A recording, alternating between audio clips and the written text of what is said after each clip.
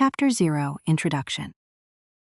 Folklore, legends, myths, and fairy tales have followed childhood through the ages, for every healthy youngster has a wholesome and instinctive love for stories, fantastic, marvelous, and manifestly unreal.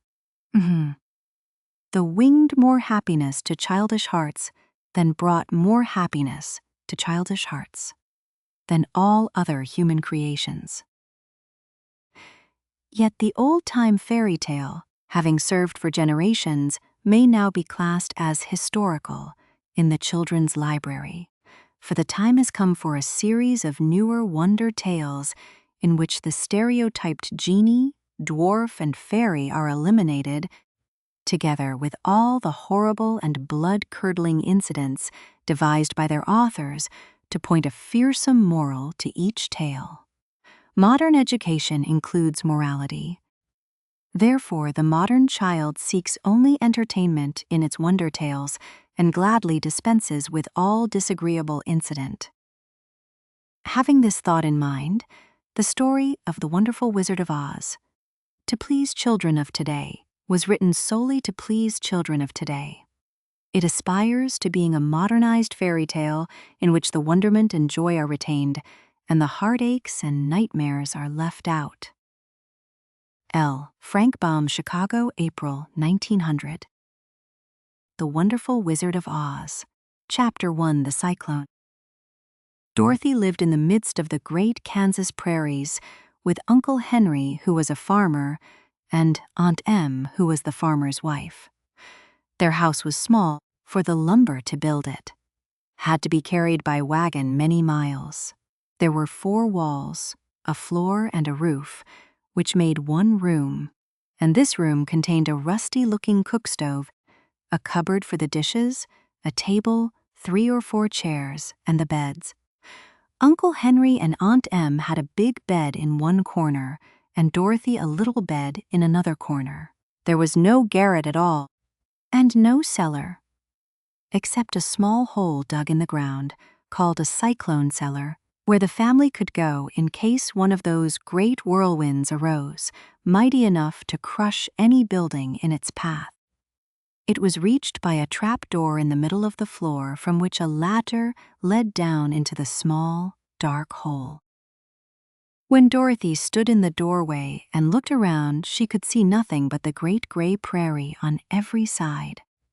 Not a tree nor a house broke the broad sweep of flat country that reached to the edge of the sky in all directions. The sun had baked the plowed land into a gray mass with little cracks running through it. Even the grass was not green, for the sun had burned the tops of the long blades until they were the same gray color to be seen everywhere. Once the house had been painted, but the sun blistered the paint and the rains washed it away, and now the house was as dull and gray as everything else. When Aunt Em came there to live, she was a young, pretty wife. The sun and wind had changed her, too. They had taken the sparkle from her eyes and left them a sober gray. They had taken the red from her cheeks and lips, and they were gray also. She was thin and gaunt, and never smiled now. When Dorothy, who was an orphan, first came to her, Aunt Em had been so startled by the child's laughter that she would scream and press her hand upon her heart whenever Dorothy's merry voice reached her ears. And she still looked at the little girl with wonder that she could find anything to laugh at. Uncle Henry never laughed. He worked hard from morning till night and did not know what joy was. He was gray also, from his long beard to his rough boots, and he looked stern and solemn and rarely spoke. It was Toto that made Dorothy laugh and saved her from growing as gray as her other surroundings. Toto was not gray. He was a little black dog with long silky hair and small black eyes that twinkled merrily on either side of his funny wee nose. Toto played all day long, and Dorothy played with him and loved him dearly.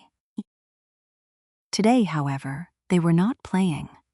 Uncle Henry sat upon the doorstep and looked anxiously at the sky, which was even grayer than usual. Dorothy stood in the door with Toto in her arms and looked at the sky, too. Aunt Em was washing the dishes. From the far north, they heard a low wail of the wind, and Uncle Henry and Dorothy could see where the long grass bowed in waves before the coming storm. There now came a sharp whistling in the air from the south, and as they turned their eyes that way, they saw ripples in the grass, coming from that direction also. See? Suddenly, Uncle Henry stood up. "There's a cyclone coming, Em," he called to his wife. "I'll go look after the stock." Then he ran toward the sheds where the cows and horses were kept. Aunt Em dropped her work and came to the door. One glance told her of the danger close at hand. "Quick, Dorothy," she screamed. "Run for the cellar." Toto jumped out of Dorothy's arms and hid under the bed, and the girl started to get him. Aunt Em, badly frightened, threw open the trapdoor in the floor and climbed down the ladder into the small, dark hole. Dorothy caught Toto at last and started to follow her aunt. When she was halfway across the room, there came a great shriek from the wind, and the house shook so hard that she lost her footing and sat down suddenly upon the floor. Then a strange thing happened. The house whirled around 2 or 3 times and rose slowly through the air. Dorothy felt as if she were going up in a balloon. The north and south winds met where the house stood and made it the exact center of the cyclone. In the middle of a cyclone, the air is generally still, but the great pressure of the wind on every side of the house until it was at the very top of the cyclone. And there it remained and was carried miles and miles away, as easily as you could carry a feather. It was very dark, and the wind howled horribly around her, but Dorothy found she was riding quite easily. After the first few whirls around, and one other time when the house tipped badly, she felt as if she were being rocked gently, like a baby in a cradle. Toto did not like it. He ran about the room, now here, now there, barking loudly, but Dorothy sat quite still on the floor and waited to see what would happen. Once Toto got too near the open trap door and fell in, and at first the little girl thought she had lost him. But soon she saw one of his ears sticking up through the hole, for the strong pressure of the air was keeping him up so that he could not fall.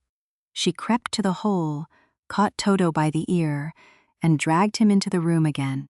Afterward, closing the trap door so that no more accidents could happen. Hour after hour passed away, and slowly Dorothy got over her fright.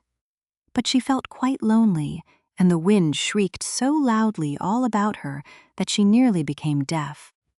At first, she had wondered if she would be dashed to pieces when the house fell again, but as the hours passed and nothing terrible happened, she stopped worrying and resolved to wait calmly and see what the future would bring.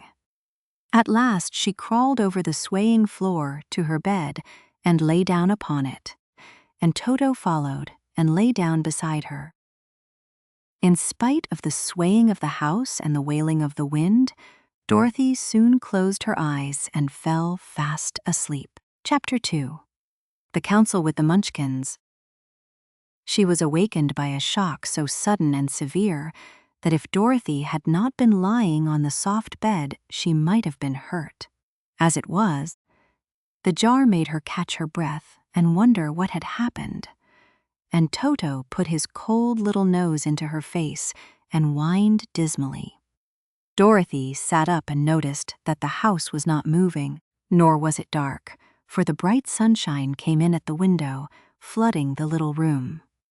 She sprang from her bed and, with Toto at her heels, ran and opened the door. The little girl gave a cry of amazement and looked about her, her eyes growing bigger and bigger at the wonderful sights she saw. The cyclone had set the house down very gently, for a cyclone, in the midst of a country of marvelous beauty. There were lovely patches of greensward all about, with stately trees bearing rich and luscious fruits. Banks of gorgeous flowers were on every hand, and birds with rare and brilliant plumage sang and fluttered in the trees and bushes. A little way off was a small brook, rushing and sparkling along between green banks, and murmuring in a voice very grateful to a little girl who had lived so long on the dry, gray prairies. While she stood looking eagerly at the strange and beautiful sights, she noticed coming toward her a group of the queerest people she had ever seen. They were not as big as the grown folk she had always been used to. In fact, they seemed about as tall as Dorothy, who was a well-grown child for her age, although they were, so far as looks go, many years older. 3 were men and 1 a woman, and all were oddly dressed. They wore round hats that rose to a small point a foot above their heads, with little bells around the brims that tinkled sweetly as they moved. The hats of the men were blue.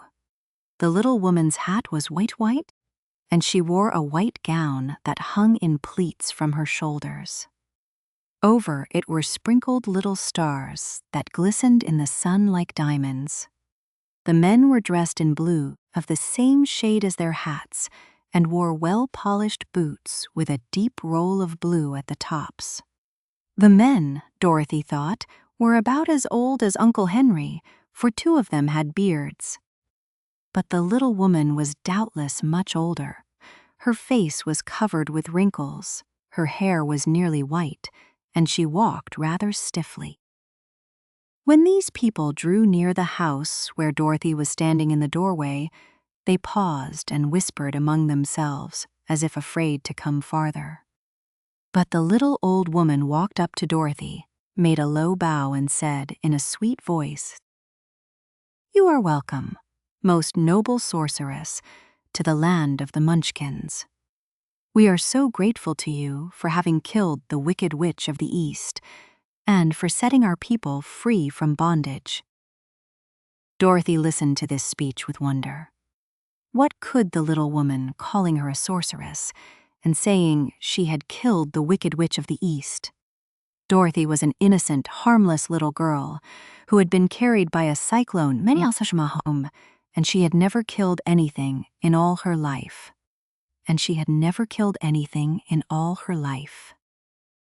But the little woman evidently expected her to answer, so Dorothy said with hesitation, "You are very kind, but there must be some mistake.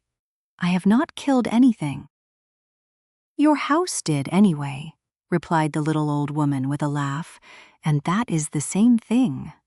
See," she continued, pointing to the corner of the house. "There are her 2 feet, still sticking out from under a block of wood." Dorothy looked and gave a little cry of fright. There, indeed, just under the corner of the great beam the house rested on, 2 feet were sticking out, shod in silver shoes with pointed toes. "Oh dear! Oh dear!"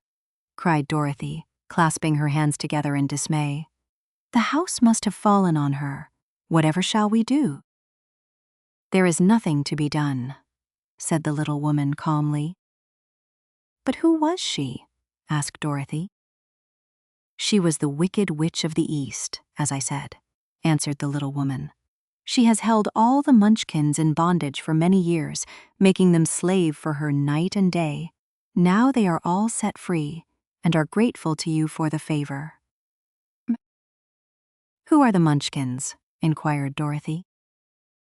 "They are the people who live in this land of the East, where the wicked witch ruled." "Are you a Munchkin?" asked Dorothy. "No, but I am their friend, although I live in the land of the North. When they saw the witch of the East was dead, the Munchkins sent a swift messenger to me, and I came at once. I am the witch of the North." "Oh, gracious!" cried Dorothy. "Are you a real witch?" "Yes, indeed," answered the little woman. "But I am a good witch, and the people love me. I am not as powerful as the wicked witch was who ruled here, or I should have set the people free myself." "But I thought all witches were wicked," said the girl, who was half frightened at facing a real witch. "Oh no, that is a great mistake. There were only 4 witches in all the land of Oz, and 2 of them, those who live in the north and the south, are good witches.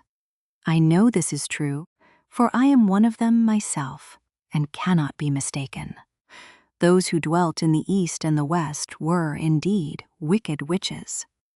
But now that you have killed one of them, there is but one wicked witch in all the land of Oz, the one who lives in the west." "But," said Dorothy, after a moment's thought, "Aunt Em has told me that the witches were all dead years and years ago." "Who is Aunt Em?" inquired the little old woman. "She is my aunt, who lives in Kansas, where I came from." The Witch of the North seemed to think for a time, with her head bowed and her eyes upon the ground. Then she looked up and said, "I do not know where Kansas is, for I have never heard that country mentioned before. But tell me, is it a civilized country?" "Oh yes," replied Dorothy. "Then that accounts for it. In the civilized countries, I believe there are no witches left, nor wizards, nor sorceresses, nor magicians. But, you see, the land of Oz has never been civilized, for we are cut off from all the rest of the world. Therefore, we still have witches and wizards amongst us." "Who are the wizards?" asked Dorothy. "Oz himself is the great wizard," answered the witch, sinking her voice to a whisper. "He is more powerful than all the rest of us together. He lives in the City of Emeralds." Dorothy was going to ask another question, but just then the Munchkins, who had been standing silently by, gave a loud shout and pointed to the corner of the house where the wicked witch had been lying. "What is it?" asked the little old woman, and looked and began to laugh. The feet of the dead witch had disappeared entirely, and nothing was left but the silver shoes. "She was so old," explained the Witch of the North, "that she dried up quickly in the sun. That is the end of her. But the silver shoes are yours, and you shall have them to wear." She reached down and picked up the shoes, and after shaking the dust out of them, handed them to Dorothy. "The Witch of the East was proud of those silver shoes," said one of the Munchkins, "and there is some charm connected with them, but what it is we never knew." Dorothy carried the shoes into the house and placed them on the table. Then she came out again to the Munchkins and said, "I am anxious to get back to my aunt and uncle, for I am sure they will worry about me. Can you help me find my way?" The Munchkins and the witch first looked at one another, and then at Dorothy, and then shook their heads. "At the east, not far from here," said one, "there is a great desert, and none could live to cross it." "It is the same at the south," said another, "for I have been there and seen it. The south is the country of the Quadlings." "I am told," said the third man, "that it is the same at the west, and that country, where the Winkies live, is ruled by the wicked witch of the west, who would make you her slave if you passed her way." "The north is my home," said the old lady, "and at its edge is the same great desert that surrounds this land of Oz. I'm afraid, my dear, you will have to live with us." Dorothy began to sob at this, for she felt lonely among all these strange people. Her tears seemed to grieve the kind-hearted Munchkins, for they immediately took out their handkerchiefs and began to weep also. As for the little old woman, she took off her cap and balanced the point on the end of her nose-shoes, while she counted 1, 2, 3, in a solemn voice. At once the cap changed to a slate on which was written in big white chalk marks, "Let Dorothy go to the City of Emeralds." The little old woman took the slate from her nose, and having read the words on it, asked, "Is your name Dorothy, my dear?" "Yes," answered the child, looking up and drying her tears. "Then you must go to the City of Emeralds. Perhaps Oz will help you." "Where is this city?" asked Dorothy. "It is exactly in the center of the country and is ruled by Oz, the great wizard I told you of." "Is he a good man?" inquired the girl anxiously. "He is a good wizard. Whether he is a man or not I cannot tell, for I have never seen him." "How can I get there?" asked Dorothy. "You must walk. It is a long journey through a country that is sometimes pleasant and sometimes dark and execrable. However, I will use all the magic arts I know of to keep you from harm." "Won't you go with me?" pleaded the girl, who had begun to look upon the little old woman as her only friend.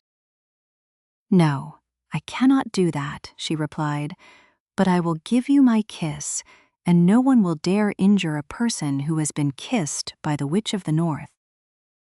She came close to Dorothy and kissed her gently on the forehead. Where her lips touched the girl, they left a round, shining mark, as Dorothy found out soon after. "The road to the City of Emeralds is paved with yellow brick," said the witch, "so you cannot miss it.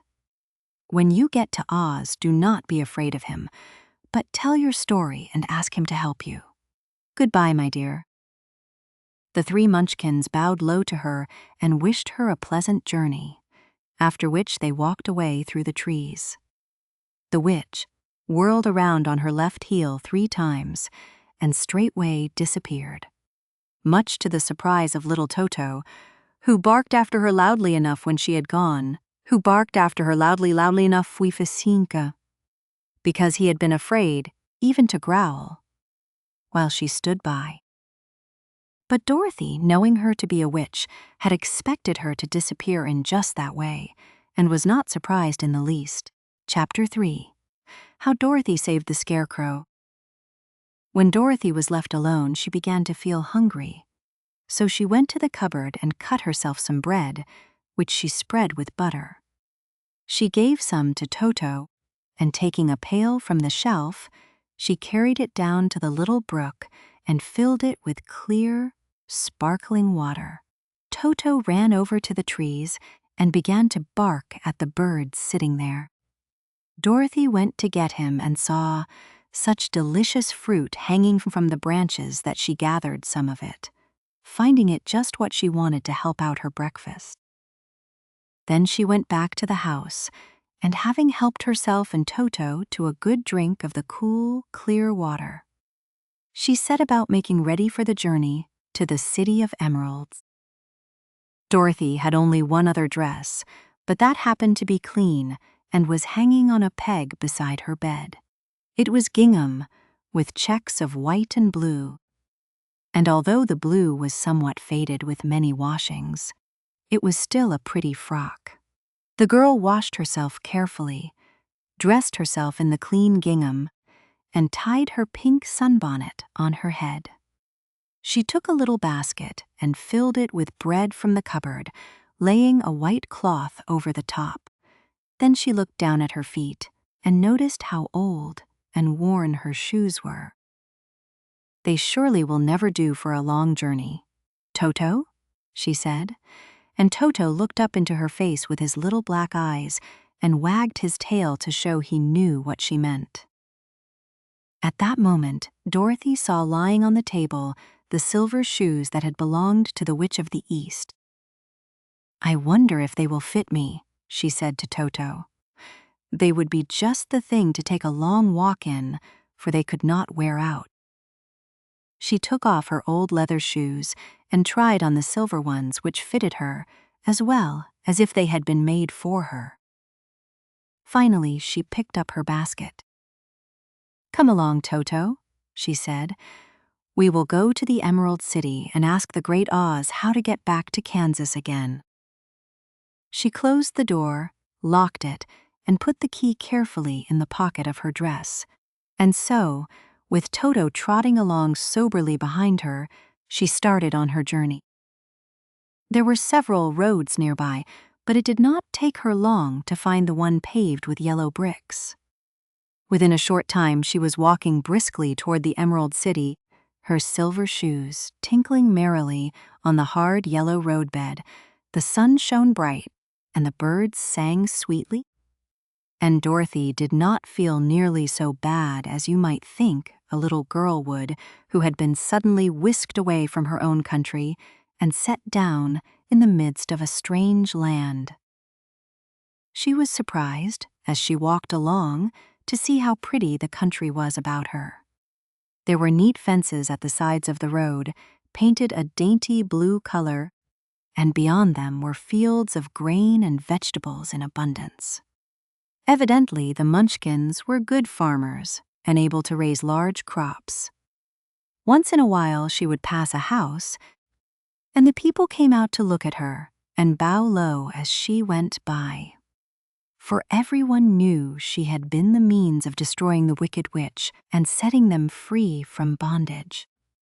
The houses of the Munchkins were odd-looking dwellings, for each was round, with a big dome for a roof. All were painted blue, for in this country of the East blue was the favorite color. Toward evening, when Dorothy was tired with her long walk and began to wonder where she should pass the night, she came to a house rather larger than the rest. On the green lawn before it, many men and women were dancing. 5 little fiddlers played as loudly as possible, and the people were laughing and singing, while a big table nearby was loaded with delicious fruits and nuts, pies and cakes, and many other good things to eat. The people greeted Dorothy kindly and invited her to supper and to pass the night with them, for this was the home of one of the richest Munchkins in the land, and his friends were gathered with him to celebrate their freedom from the bondage of the Wicked Witch. Dorothy ate a hearty supper and was waited upon by the rich Munchkin himself, whose name was Bok. Then she sat upon a settee and watched the people dance. When Bok saw her silver shoes, he said, "You must be a great sorceress." "Why?" asked the girl. "Because you wear silver shoes and have killed the Wicked Witch. Besides, you have white in your frock, and only witches and sorceresses wear white." "My dress is blue and white checked," said Dorothy, smoothing out the wrinkles in it. "It is kind of you to wear that," said Bok. "Blue is the color of the Munchkins, and white is the witch color. So we know you are a friendly witch." Dorothy did not know what to say to this, for all the people seemed to think her a witch, and she knew very well she was only an ordinary little girl who had come by the chance of a cyclone into a strange land. When she had tired watching the dancing, Bok led her into the house, where he gave her a room with a pretty bed in it. The sheets were made of blue cloth, and Dorothy slept soundly in them till morning, with Toto curled up on the blue rug beside her. She ate a hearty breakfast and watched a wee Munchkin baby who played with Toto and pulled his tail and crowed and laughed in a way that greatly amused Dorothy. Toto was a fine curiosity to all the people, for they had never seen a dog before. "How far is it to the Emerald City?" the girl asked.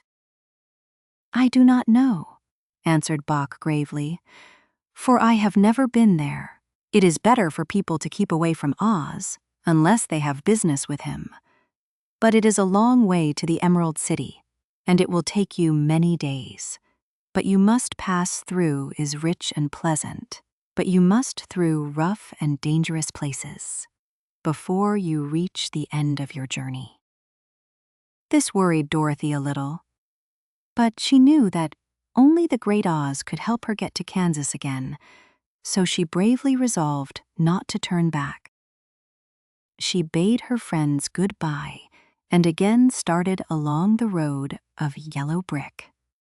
When she had gone several miles, she thought she would stop to rest and so climbed to the fence side the road and sat down. There was a great cornfield beyond the fence, and not far away she saw a scarecrow placed high on a pole to keep the birds from the ripe corn. Dorothy leaned her chin upon her hand and gazed thoughtfully at the scarecrow. Its head was a small sack stuffed with straw, with eyes, nose, and mouth painted on it to represent a face. An old, pointed blue hat that had belonged to some munchkin was perched on his head, and the rest of the figure was a blue suit of clothes, worn and faded, which had also been stuffed with straw. On the feet were some old boots with blue tops, such as every man wore in this country, and the figure was raised above the stalks of corn by means of the pole stuck up its back.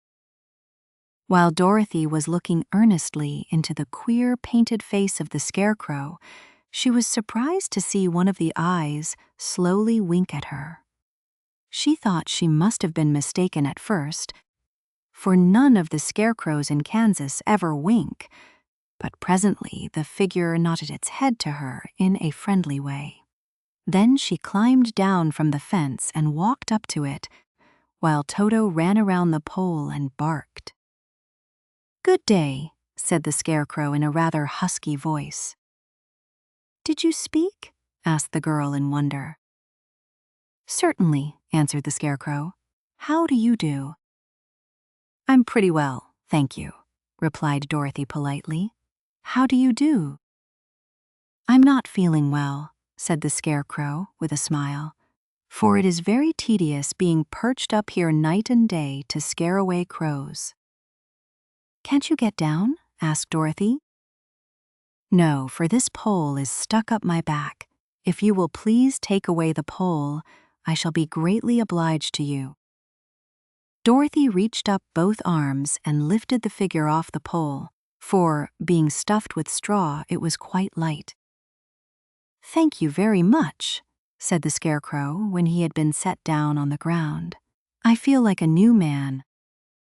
Dorothy was puzzled at this, for it sounded queer to hear a stuffed man speak, and to see him bow and walk along beside her.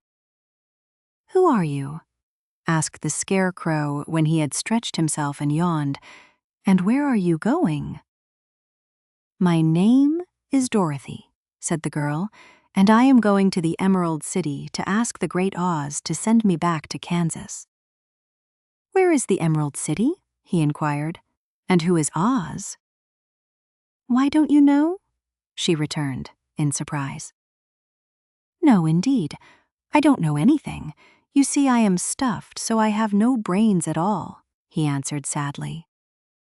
"Oh," said Dorothy, "I'm awfully sorry for you."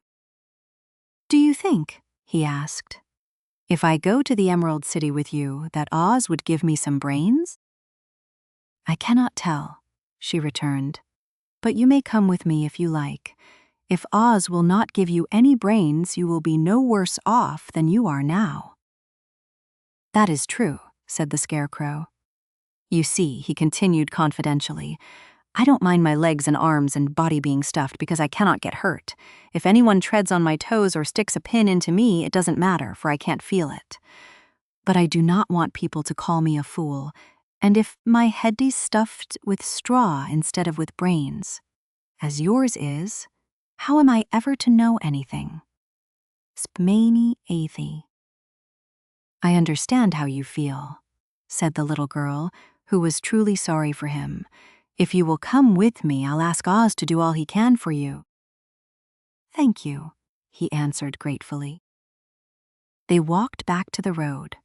Dorothy helped him over the fence, and they started along the path of yellow brick for the Emerald City. Toto did not like this addition to the party at first. He smelled around the stuffed man as if he suspected there might be a nest of rats in the straw, and he often growled in an unfriendly way at the scarecrow. "Don't mind Toto," said Dorothy to her new friend. "He never bites." "Oh, I'm not afraid," replied the scarecrow. "He can't hurt the straw. Do let me carry that basket for you. I shall not mind it, for I can't get tired. I'll tell you a secret," he continued, as he walked along. "There is only one thing in the world I am afraid of." "What is that?" asked Dorothy. "The Munchkin farmer who made you." "No," answered the Scarecrow. "It's a lighted match." Chapter 4: The Road Through the Forest.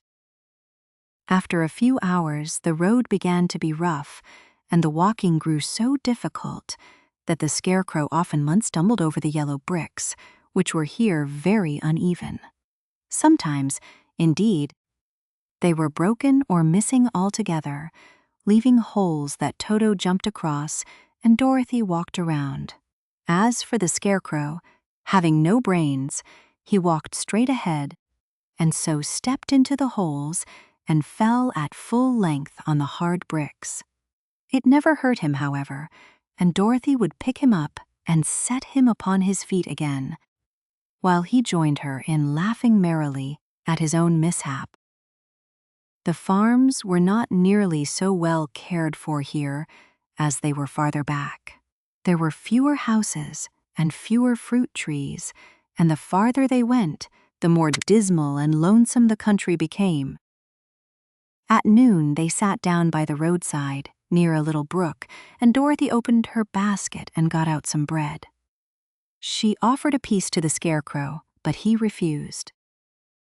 "I am never hungry," he said, "and it is a lucky thing I am not, for my mouth is only painted, and if I should cut a hole in it so I could eat, the straw I am stuffed with would come out, and that would spoil the shape of my head." Dorothy saw at once that this was true, so she only nodded and went on eating her bread. "Tell me something about yourself and the country you came from," said the Scarecrow, when she had finished her dinner.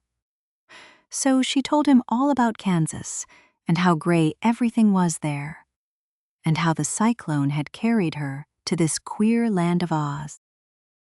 The Scarecrow listened carefully and said, "I cannot understand why you should wish to leave this beautiful country and go back to the dry, gray place you call Kansas." "That is because you have no brains," answered the girl.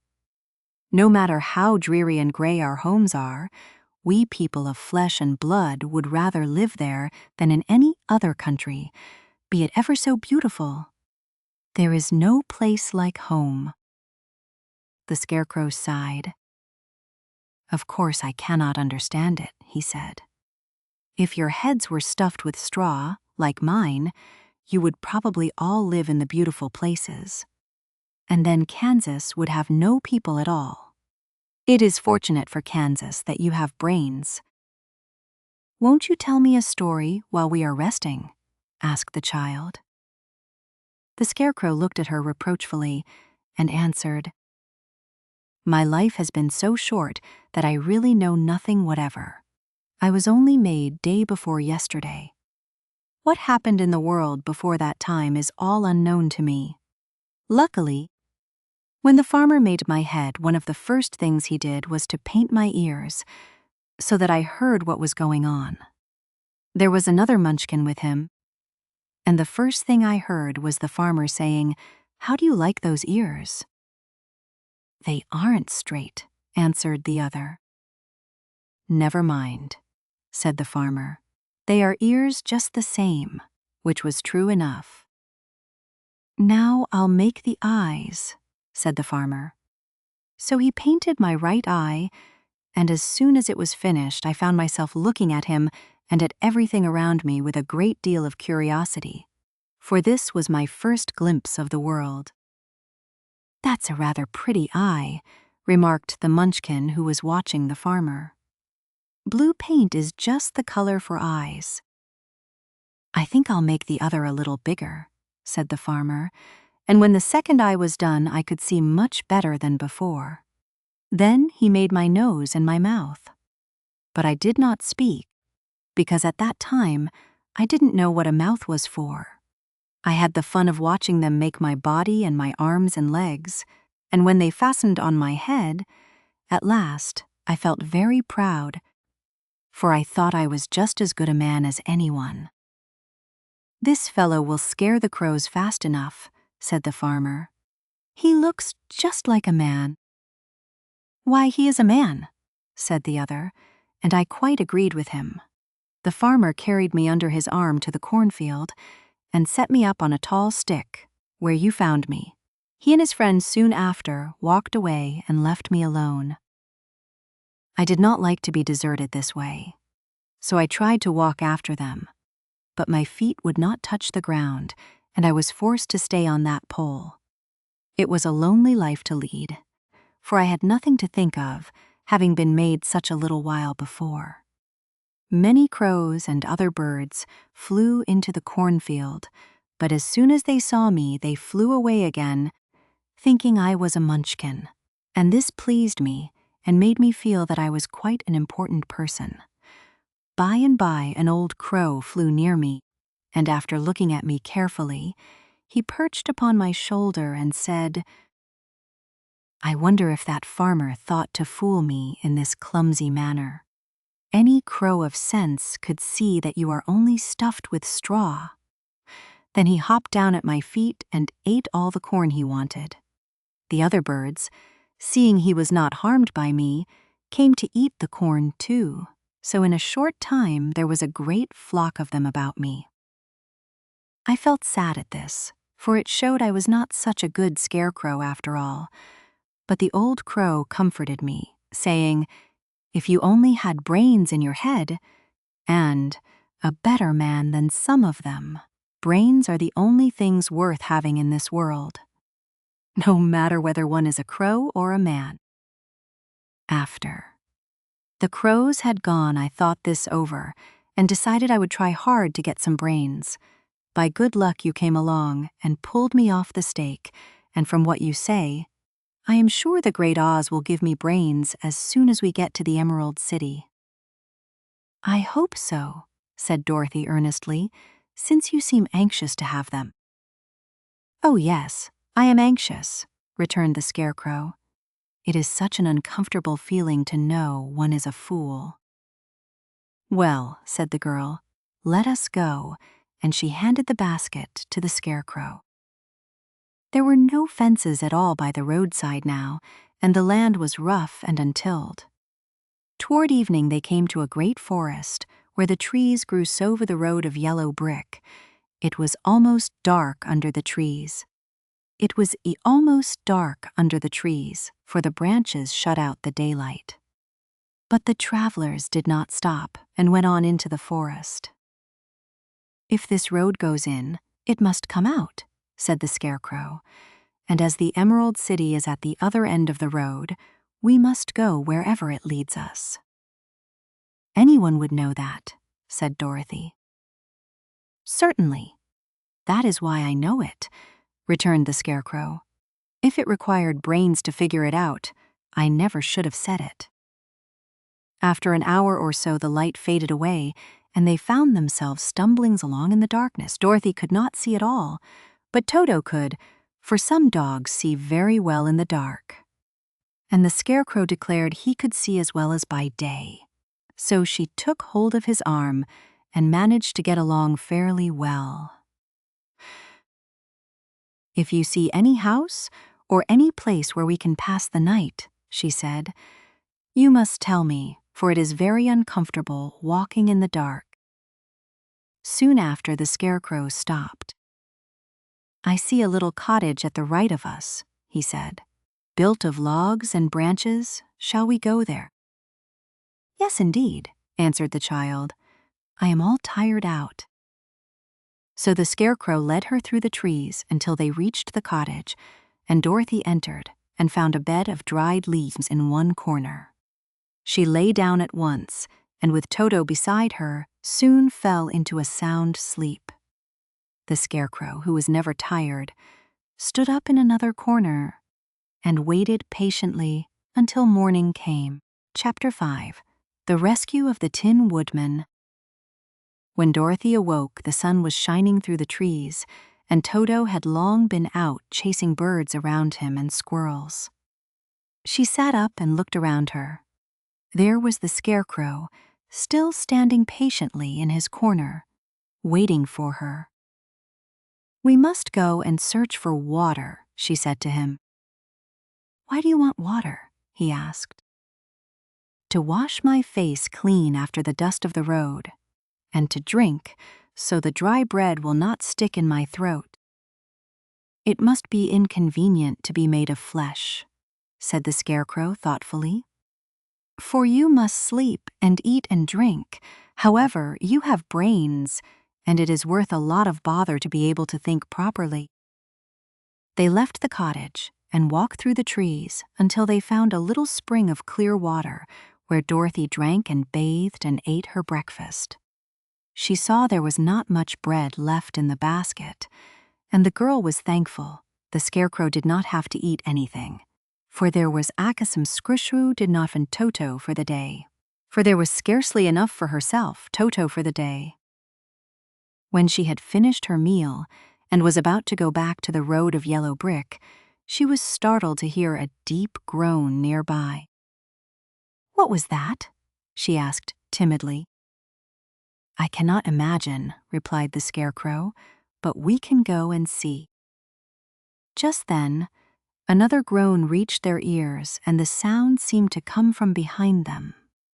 They turned and walked through the forest a few steps when Dorothy discovered something sunshine that fell between the trees. She ran to the place and then stopped short, with a little cry of surprise.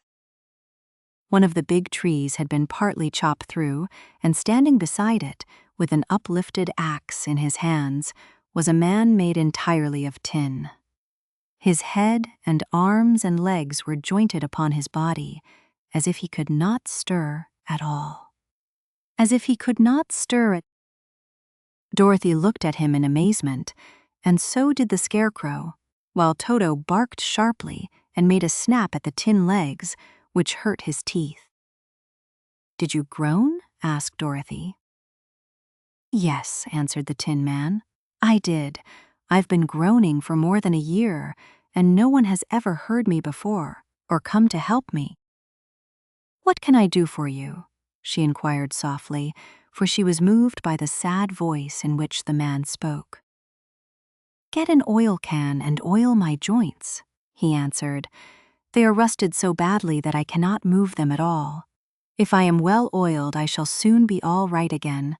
You will find an oil can on a shelf in my cottage." Dorothy at once ran back to the cottage and found the oil can, and then she returned and asked anxiously, "Where are your joints?" "Oil my neck first," replied the Tin Woodman. So she oiled it, and as it was quite badly rusted, the Scarecrow took hold of the tin head and moved it gently from side to side until it worked freely, and then the man could turn it himself. "Now oil the joints in my arms," he said, and Dorothy oiled them, and the Scarecrow bent them carefully until they were quite free from rust and as good as new. The Tin Woodman gave a sigh of satisfaction and lowered his axe, which he leaned against the tree. "This is a great comfort," he said. "I have been holding that axe in the air ever since I rusted, and I'm glad to be able to put it down at last. Now, if you will oil the joints of my legs, I shall be all right once more." So they oiled his legs until he could move them freely, and he thanked them again and again for his release, for he seemed a very polite creature and very grateful. "I might have stood there always if you had not come along," he said. "So you have certainly saved my life. How did you happen to be here?" "We are on our way to the Emerald City to see the Great Oz," she answered, "and we stopped at your cottage to pass the night." "Why do you wish to see Oz?" he asked. "I want him to send me back to Kansas, and the Scarecrow wants him to put a few brains into his head," she replied. The Tin Woodman appeared to think deeply for a moment. Then he said, "Do you suppose Oz could give me a heart?" "Why, I guess so," Dorothy answered. "It would be as easy as to give the Scarecrow brains." True, the Tin Woodman returned. So, if you will allow me to join your party, I will also go to the Emerald City and ask Oz to help me. Come along, said the Scarecrow heartily, and Dorothy added that she would be pleased to have his company. So the Tin Woodman shouldered his axe, and they all passed through the forest until they came to the road that was paved with yellow brick. The Tin Woodman had asked Dorothy to put the oil can in her basket. "For," he said, "if I should get caught in the rain and rust again, I would need the oil can badly." It was a bit of good luck to have their new comrade join the party, for soon after they had begun their journey again, they came to a place where the trees and branches grew so thick over the road that the travelers could not pass. But the Tin Woodman set to work with his axe and chopped so well that soon he cleared a passage for the entire party. Dorothy was thinking so earnestly as they walked along that she did not notice when the Scarecrow stumbled into a hole and rolled over to the side of the road. Indeed, he was obliged to call to her to help him up again. "Why didn't you walk around the hole?" asked the Tin Woodman. "I don't know enough," replied the Scarecrow cheerfully. "My head is stuffed with straw, you know, and that is why I am going to Oz to ask him for some brains." "Oh, I see," said the Tin Woodman. "But after all, brains are not the best things in the world." "Have you any?" inquired the Scarecrow. "No, my head is quite empty," answered the Woodman. "But once I had brains and a heart also. So, having tried them both, I should much rather have a heart." "And why is that?" asked the Scarecrow. "I will tell you my story, and then you will know." So, while they were walking through the forest, the Tin Woodman told the following story. "I was born the son of a woodman who chopped down trees in the forest and sold the wood for a living. When I grew up, I too became a wood chopper, and after my father died, I took care of my old mother as long as she lived. Then I made up my mind that instead of living alone, I would marry, so that I might not become lonely. There was one of the Munchkin girls who was so beautiful that I soon grew to love her with all my heart. She, on her part, promised to marry me as soon as I could earn enough money to build a better house for her, so I set to work harder than ever. But the girl lived with an old woman who did not want her to marry anyone, for she was so lazy she wished the girl to remain with her and do the cooking and the housework. So the old woman went to the Wicked Witch of the East and promised her 2 sheep and a cow if she would prevent the marriage. Thereupon the Wicked Witch enchanted my axe, and when I was chopping away at my best one day, for I was anxious to get the new house and my wife as soon as possible, the axe slipped all at once and cut off my left leg. This at first seemed a great misfortune, for I knew a one-legged man could not do very well as a wood chopper. So I went to a tinsmith and had him make me a new leg out of tin. The leg worked very well once I was used to it, but my action angered the Wicked Witch of the East, for she had promised the old woman I should not marry the pretty Munchkin girl. When I began chopping again, my axe slipped and cut off my right leg. Again I went to the tinsmith, and again he made me a leg out of tin. After this, the enchanted axe cut off my arms, one after the other, but, nothing daunted, I had them replaced with tin ones. The Wicked Witch then made the axe slip and cut off my head, and at first I thought that was the end of me. But the tinsmith happened to come along, and he made me a new head out of tin. I thought I had beaten the Wicked Witch then, and I worked harder than ever, but I little knew how cruel my enemy could be. She thought of a new way to kill my love for the beautiful Munchkin maiden, and made my axe slip again so that it cut right through my body, splitting me into 2 halves. Once more the tinsmith came to my help and made me a body of tin, fastening my tin arms and legs and head to it by means of joints so that I could move around as well as ever. But, alas, I had now no heart, so that I lost all my love for the Munchkin girl and did not care whether I married her or not. I suppose she is still living with the old woman, waiting for me to come after her. My body shone so brightly in the sun that I felt very proud of it, and it did not matter now if my axe slipped, for it could not cut me.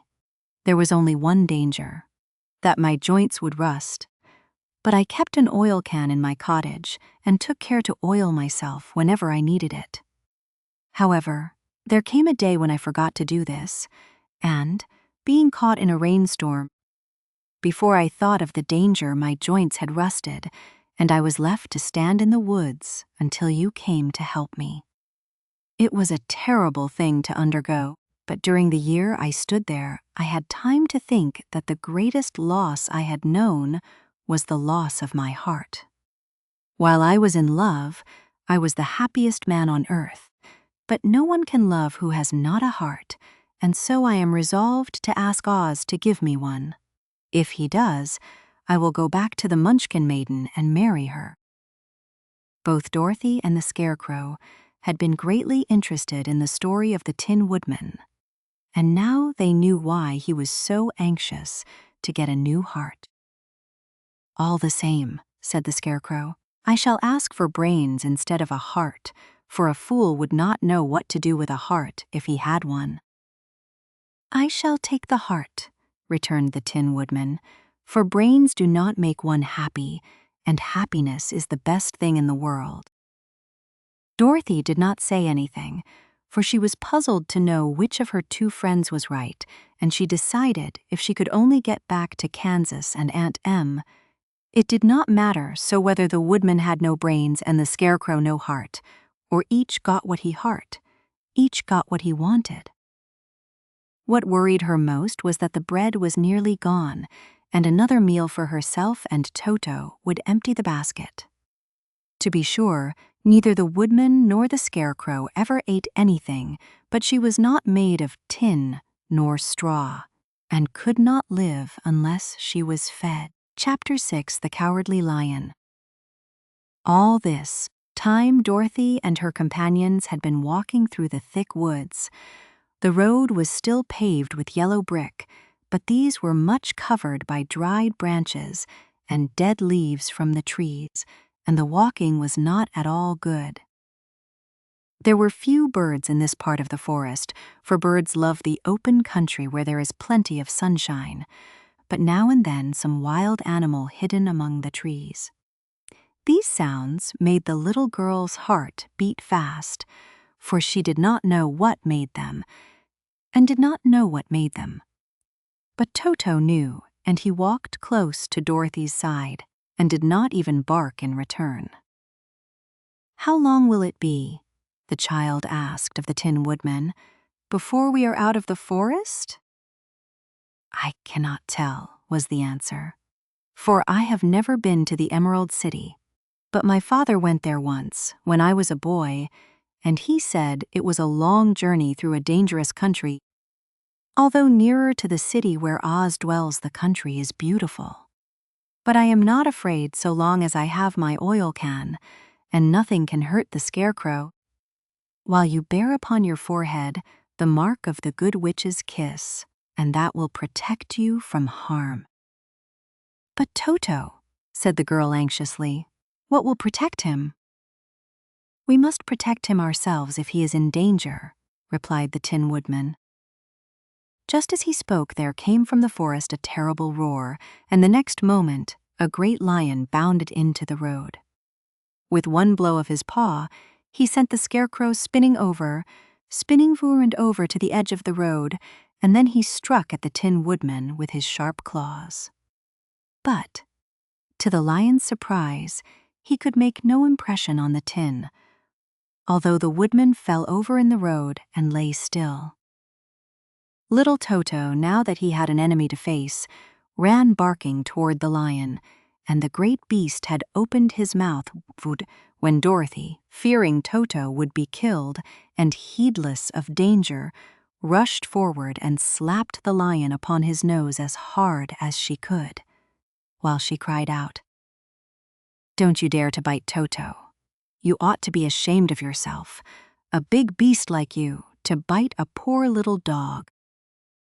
"I didn't bite him," said the lion as he rubbed his nose with his paw where Dorothy had hit it. "No, but you tried to," she retorted. "You are nothing but a big coward." "I know it," said the lion, hanging his head in shame. "I've always known it, but how can I help it?" "I don't know, I'm sure. To think of your striking a stuffed man like the poor scarecrow." "Is he stuffed?" asked the lion in surprise, as he watched her pick up the scarecrow and set him upon his feet while she patted him into shape again. "Of course he's stuffed," replied Dorothy, who was still angry. "That's why he went over so easily," remarked the lion. "It astonished me to see him whirl around so. Is the other one stuffed also?" "No," said Dorothy. "He's made of tin," and she helped the woodman up again. "That's why he nearly blunted my claws," said the lion. "When they scratched against the tin, it made a cold shiver run down my back. What is that little animal you are so tender of?" "He is my dog, Toto," answered Dorothy. "Is he made of tin or stuffed?" asked the lion. "Neither. He's a meat dog," said the girl. "Oh, he's a curious animal and seems remarkably small, now that I look at him. No one would think of biting such a little thing except a coward like me," continued the lion sadly. "What makes you a coward?" asked Dorothy, looking at the great beast in wonder, for he was as big as a small horse. "It's a mystery," replied the lion. "I suppose I was born that way. All the other animals in the forest naturally expect me to be brave, for the lion is everywhere thought to be the king of beasts. I learned that if I roared very loudly, every living thing was frightened and got out of my way. Whenever I've met a man, I've been awfully scared, but I just roared at him, and he has always run away as fast as he could go. If the elephants and the tigers and the bears had ever tried to fight me, I should have run myself. I'm such a coward. But just as soon as they hear me roar, they all try to get away from me, and of course I let them go." "But that isn't right. The king of beasts shouldn't be a coward," said the scarecrow. "I know it," returned the lion, wiping a tear from his eye with the tip of his tail. "It is my great sorrow and makes my life very unhappy.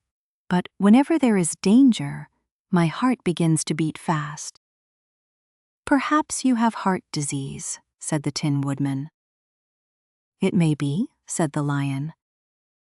"If you have," continued the Tin Woodman, "you ought to be glad, for it proves you have a heart.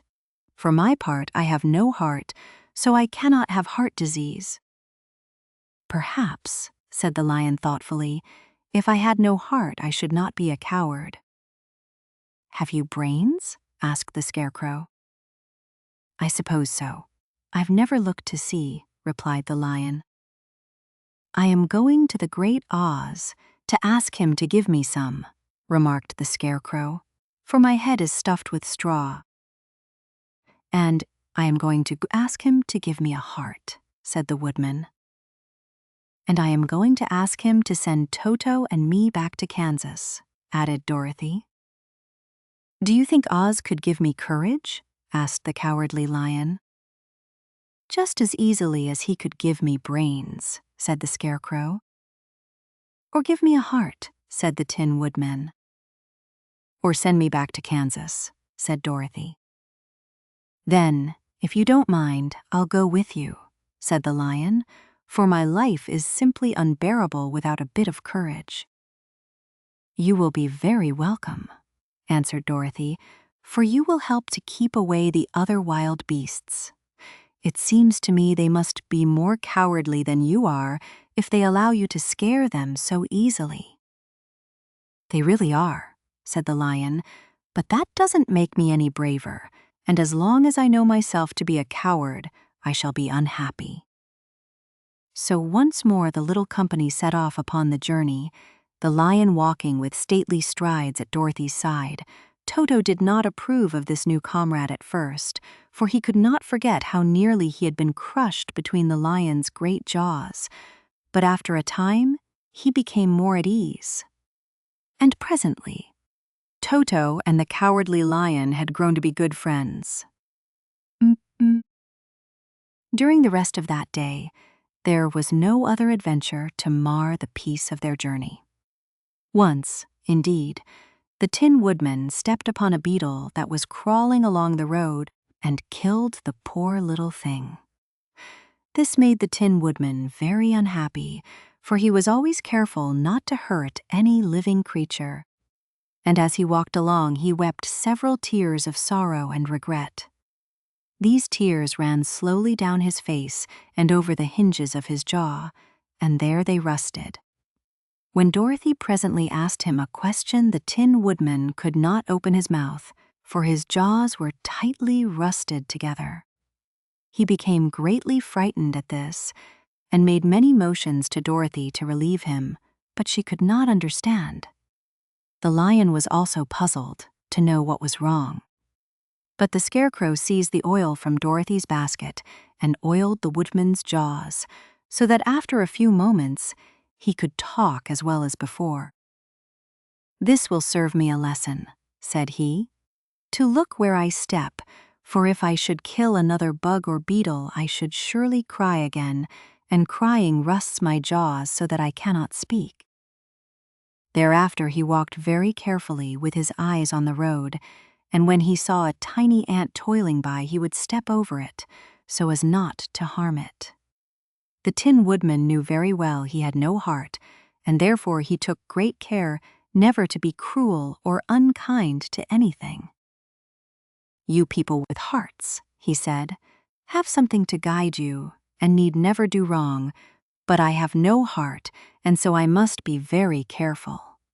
When Oz gives me a heart, of course I needn't mind so much." Chapter 7. The Journey to the Great Oz. They were obliged to camp out that night under a large tree in the forest, for there were no houses near. The tree made a good, thick covering to protect them from the dew, and the Tin Woodman chopped a great pile of wood with his axe. And Dorothy built a splendid fire that warmed her and made her feel less lonely. She and Toto ate the last of their bread, and now she did not know what they would do for breakfast. "If you wish," said the lion, "I will go into the forest and kill a deer for you. You can roast it by the fire, since your tastes are so peculiar that you prefer cooked food, and then you will have a very good breakfast." "Don't, please don't," begged the Tin Woodman. "I should certainly weep if you killed a poor deer, and then my jaws would rust again." But the lion went away into the forest and found his own supper, and no one ever knew what it was, for he didn't mention it. And the Scarecrow found a tree full of nuts and filled Dorothy's basket with them, so that she would not be hungry for a long time.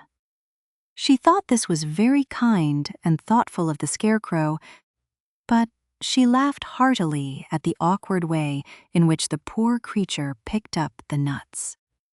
His padded hands were so clumsy, and the nuts were so small that he dropped almost as many as he put in the basket. But the Scarecrow did not mind how long it took him to fill the basket, for it enabled him to keep away from the fire, as he feared a spark might get into his straw and burn him up. So he kept a good distance away from the flames, and only came near to cover Dorothy with dry leaves when she lay down to sleep. These kept her very snug and warm, and she slept soundly until morning. When it was daylight, the girl bathed her face in a little rippling brook, and soon after they all started toward the Emerald City. This was to be an eventful day for the travelers. They had hardly been walking an hour when they saw before them a great ditch that crossed the road and divided the forest as far as they could see on either side. It was a very wide ditch, and when they crept up to the edge and looked into it, they could see it was also very deep, and there were many big, jagged rocks at the bottom. The sides were so steep that none of them could climb down, and for a moment it seemed that their journey must end. "What shall we do?" asked Dorothy despairingly. "I haven't the faintest idea," said the Tin Woodman, and the Lion shook his shaggy mane and looked thoughtful. But the Scarecrow said, "We cannot fly, that is certain. Neither can we climb down into this great ditch. Therefore, if we cannot jump over it, we must stop where we are." "I think I could jump over it," said the Cowardly Lion, after measuring the distance carefully in his mind. "Then we are all right," answered the Scarecrow, "for you can carry us all over on your back, one at a time."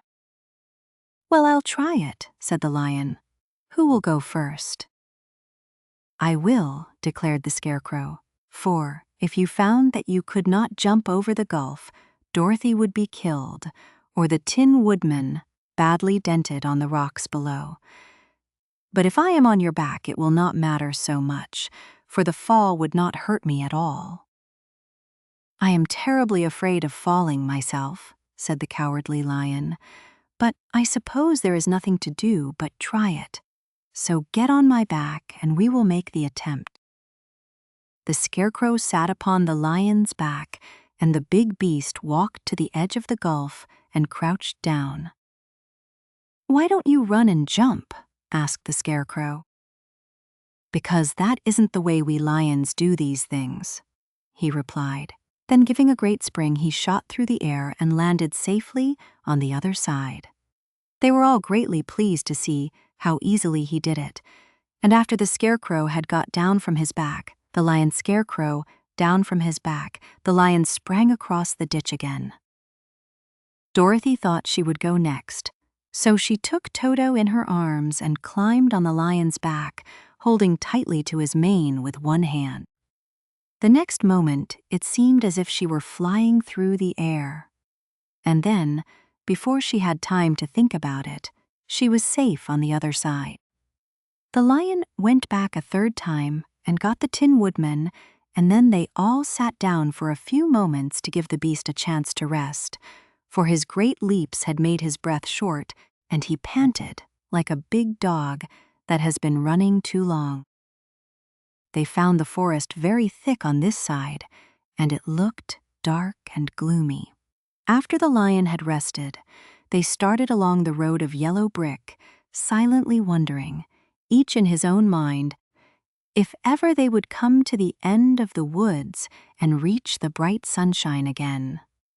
To add to their discomfort, they soon heard strange noises in the depths of the forest, and the Lion whispered to them that it was in this part of the country that the Kalidas lived. "What are the Kalidas?" asked the girl. "They are monstrous beasts with bodies like bears and heads like tigers," replied the Lion, "and with claws so long and sharp that they could tear me in two as easily as I could kill Toto. I'm terribly afraid of the Kalidas." "I'm not surprised that you are," returned Dorothy.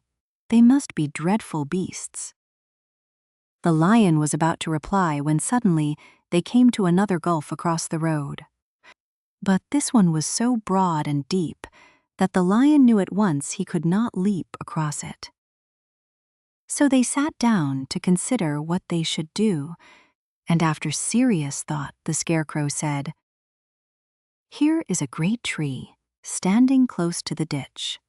If the Tin Woodman can chop it down so that it will fall to the other side, we can walk across it easily." "That is a first-rate idea," said the Lion. "One would almost suspect you had brains in your head instead of straw." The Woodman set to work at once, and so sharp was his axe that the tree was soon chopped nearly through. Then the lion put his strong front legs against the tree and pushed with all his might, and slowly the big tree tipped and fell with a crash across the ditch, with its top branches on the other side. They had just started to cross this queer bridge when a sharp growl made them all look up, and to their horror they saw running toward them two great beasts, with bodies like bears and heads like tigers. "They are the Kalaidas," said the Cowardly Lion, beginning to tremble. "Quick!" cried the Scarecrow. "Let us cross over." So Dorothy went first, holding Toto in her arms. The Tin Woodman followed, and the Scarecrow came next. The lion, although he was certainly afraid, turned to face the Kalaidas, and then he gave so loud and terrible a roar that Dorothy screamed, and the Scarecrow fell over his beasts, stopped short. Even the fierce beasts stopped short and looked at him in surprise. But, seeing they were bigger than the lion, and remembering that there were two of them and only one of him, the Kalaidas again rushed forward and turned to see what they would do next. Without stopping an instant, the fierce beasts also began to cross the tree and the lion. To Dorothy. And the lion said to Dorothy, "We are lost, for they will surely tear us to pieces with their sharp claws. But stand close behind me, and I will fight them as long as I am alive." "Wait a minute," called the Scarecrow. He had been thinking what was best to be done, and now he asked the Woodman to chop away the end of the tree that rested on their side of the ditch. The Tin Woodman began to use his axe at once, and, just as the two Kalaidas were nearly across, the tree fell with a crash into the gulf, carrying the ugly, snarling brutes with it, and both were dashed to pieces on the sharp rocks at the bottom. "Well," said the Cowardly Lion, drawing a long breath of relief, "I see we are going to live a little while longer, and I am glad of it, for it must be a very uncomfortable thing not to be alive. Those creatures frightened me so badly that my heart is beating yet." "Ah," said the Tin Woodman sadly, "I wish I had a heart to beat." This adventure made the travelers more anxious than ever to get out of the forest, and they walked so fast that Dorothy became tired and had to ride on the lion's back. To their great joy, the trees became thinner the farther they advanced, and in the afternoon they suddenly came upon a broad river, flowing swiftly just before them. On the other side of the water, they could see the road of yellow brick running through a beautiful country, with green meadows dotted with bright flowers, and all the road bordered with trees hanging full of delicious fruits. They were greatly pleased to see this delightful country before them. "How shall we cross the river?" asked Dorothy. "That is easily done," replied the Scarecrow. "The Tin Woodman must build us a raft so we can float to the other side." So the Woodman took his axe and began to chop down small trees to make a raft, and while he was busy at this, the Scarecrow found on the riverbank a tree full of fine fruit. This pleased Dorothy, who had eaten nothing but nuts all day, and she made a hearty meal of the ripe fruit. But it takes time to make a raft, even when one is as industrious and untiring as the Tin Woodman, and when night came the work was not done, so they found a cozy place under the trees where they slept well until the morning. And Dorothy dreamed of the Emerald City and of the good Wizards, of the Gyazas, who would soon send her back to her own home again. Chapter 8, The Deadly Poppy Field. Our little party of travelers awakened the next morning refreshed and full of hope, and Dorothy breakfasted like a princess off peaches and plums from the trees beside the river. Behind them was the dark forest they had passed safely through, although they had suffered many discouragements. But before them was a lovely, sunny country sitting to beckon them on. to the Emerald City. Emla Sydney. To be sure, the broad river now cut them off from this beautiful land. But the raft was nearly done, and after the Tin Woodman had cut a few more logs and fastened them together with wooden pins, they were ready to start. Dorothy sat down in the middle of the raft and held Toto in her arms. When the Cowardly Lion stepped upon the raft, it tipped badly, for he was big and heavy. But the Scarecrow and the Tin Woodman stood upon the other end to steady it, and they had long poles in their hands to push the raft through the water. They got along quite well at first, but when they reached the middle of the river, the swift current swept the raft downstream, farther and farther away from the road of yellow brick. And the water grew so deep that the long poles would not touch the bottom. "This is bad," said the Tin Woodman, "for if we cannot get to the land, we shall be carried into the country of the Wicked Witch of the West, and she will enchant us and make us her slaves." "And then I should get no brains," said the Scarecrow. "And I should get no courage," said the Cowardly Lion. "And I should get no heart," said the Tin Woodman. "And I should never get back to Kansas," said Dorothy. "We must certainly get to the Emerald City if we can," the Scarecrow continued, and he pushed so hard on his long pole that it stuck fast in the mud at the bottom of the river. Then, before he could pull it out again, or let go, the raft was swept away, and the poor Scarecrow was left clinging to the pole, thus in the middle of the river. "Goodbye," he called after them, and they were very sorry to leave him. Indeed, the Tin Woodman began to cry, but fortunately remembered that he might rust, and so dried his tears on Dorothy's apron. Of course, this was a bad thing for the Scarecrow. "I am now worse off than when I first met Dorothy," he thought. "Then I was stuck on a pole in a cornfield where I could make believe scare the crows at any rate, but surely there is no use for a middle of a river. I am afraid I shall never have any brains after all. I shall never have any brains after all." Down the stream the raft floated, and the poor Scarecrow was left far behind. Then the Lion said, "Something must be done to save us. I think I can swim to the shore and pull the raft after me, if you will only hold fast to the tip of my tail." So he sprang into the water, and the Tin Woodman caught fast hold of his tail. Then the Lion began to swim with all his might toward the shore. It was hard work, although he was so big, but by and by they were drawn out of the current, and then Dorothy took the Tin Woodman's long pole and helped push the raft to the land, They were all tired out when they reached the shore at last and stepped off upon the pretty green grass. And they also knew that the stream had carried them a long way past the road of yellow brick that led to the Emerald City. "What shall we do now?" asked the Tin Woodman as the Lion lay down on the grass to let the sun dry him. "We must get back to the road in some way," said Dorothy. "The best plan will be to walk along the riverbank until we come to the road again," remarked the Lion. So, when they were rested, Dorothy picked up her basket and they started along the grassy bank to the road from which the river had carried them. It was a lovely country with plenty of flowers and fruit trees and shen and sunshine to cheer them, and had they not felt so sorry for the poor Scarecrow, they could have been very happy.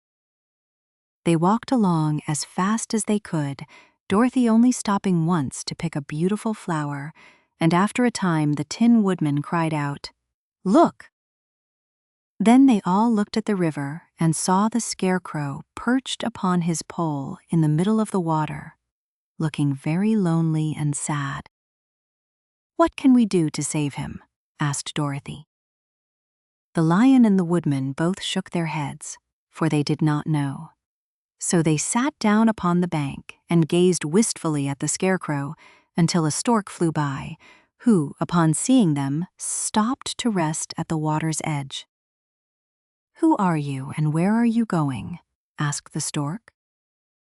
"I am Dorothy," answered the girl, "and these are my friends, the Tin Woodman and the Cowardly Lion, and we are going to the Emerald City." "This isn't the road," said the stork, as she twisted her long neck and looked sharply at the queer party. "I know it," returned Dorothy, "but we have lost the scarecrow and are wondering how we shall get him again." "Where is he?" asked the stork. "Over there in the river," answered the little girl. "If he wasn't so big and heavy, I would get him for you," remarked the stork. "He isn't heavy a bit," said Dorothy eagerly, "for he is stuffed with straw, and if you will bring him back to us, we shall thank you ever and ever so much." "Well, I'll try," said the stork, "but if I find he is too heavy to carry, I shall have to drop him in the river again."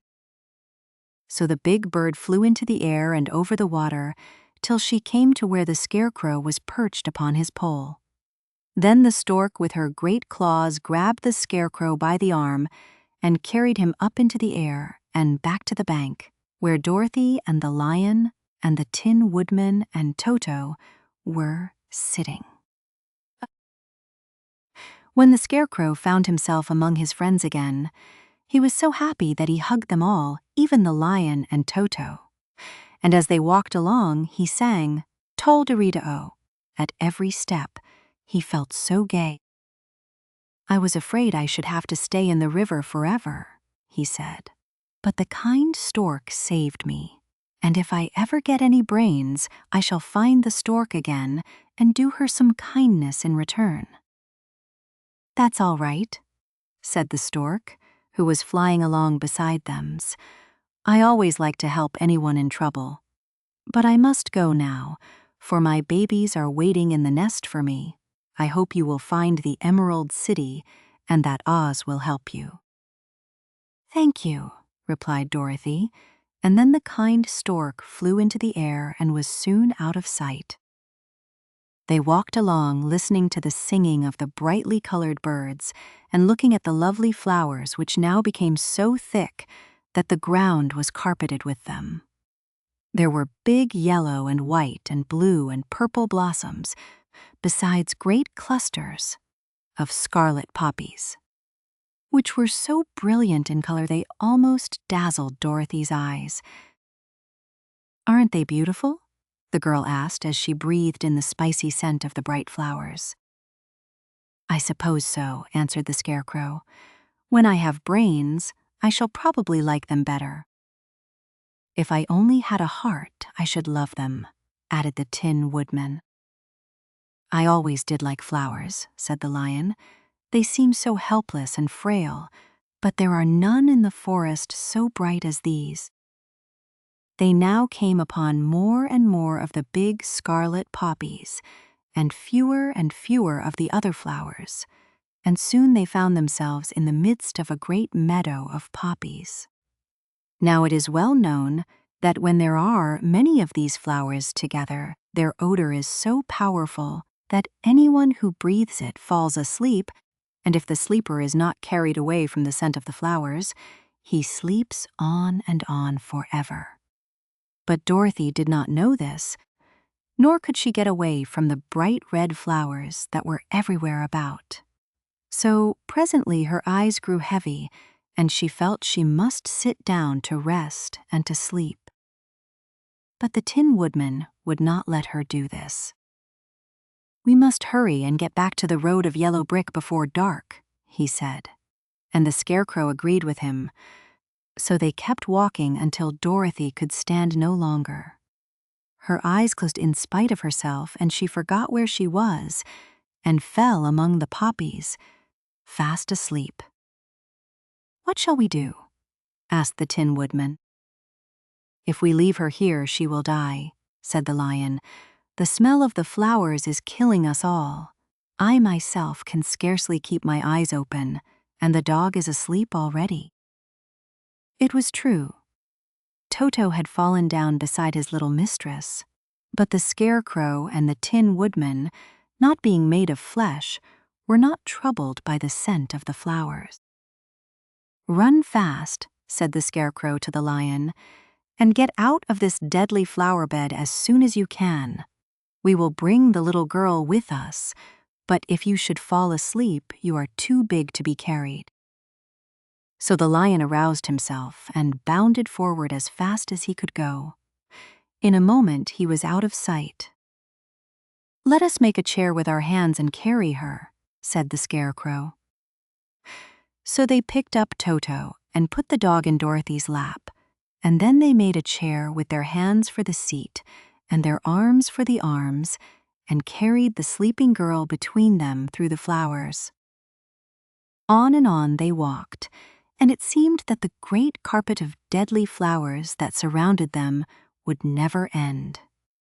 They followed the bend of the river, and at last came upon their friend the Lion, lying fast asleep among the poppies.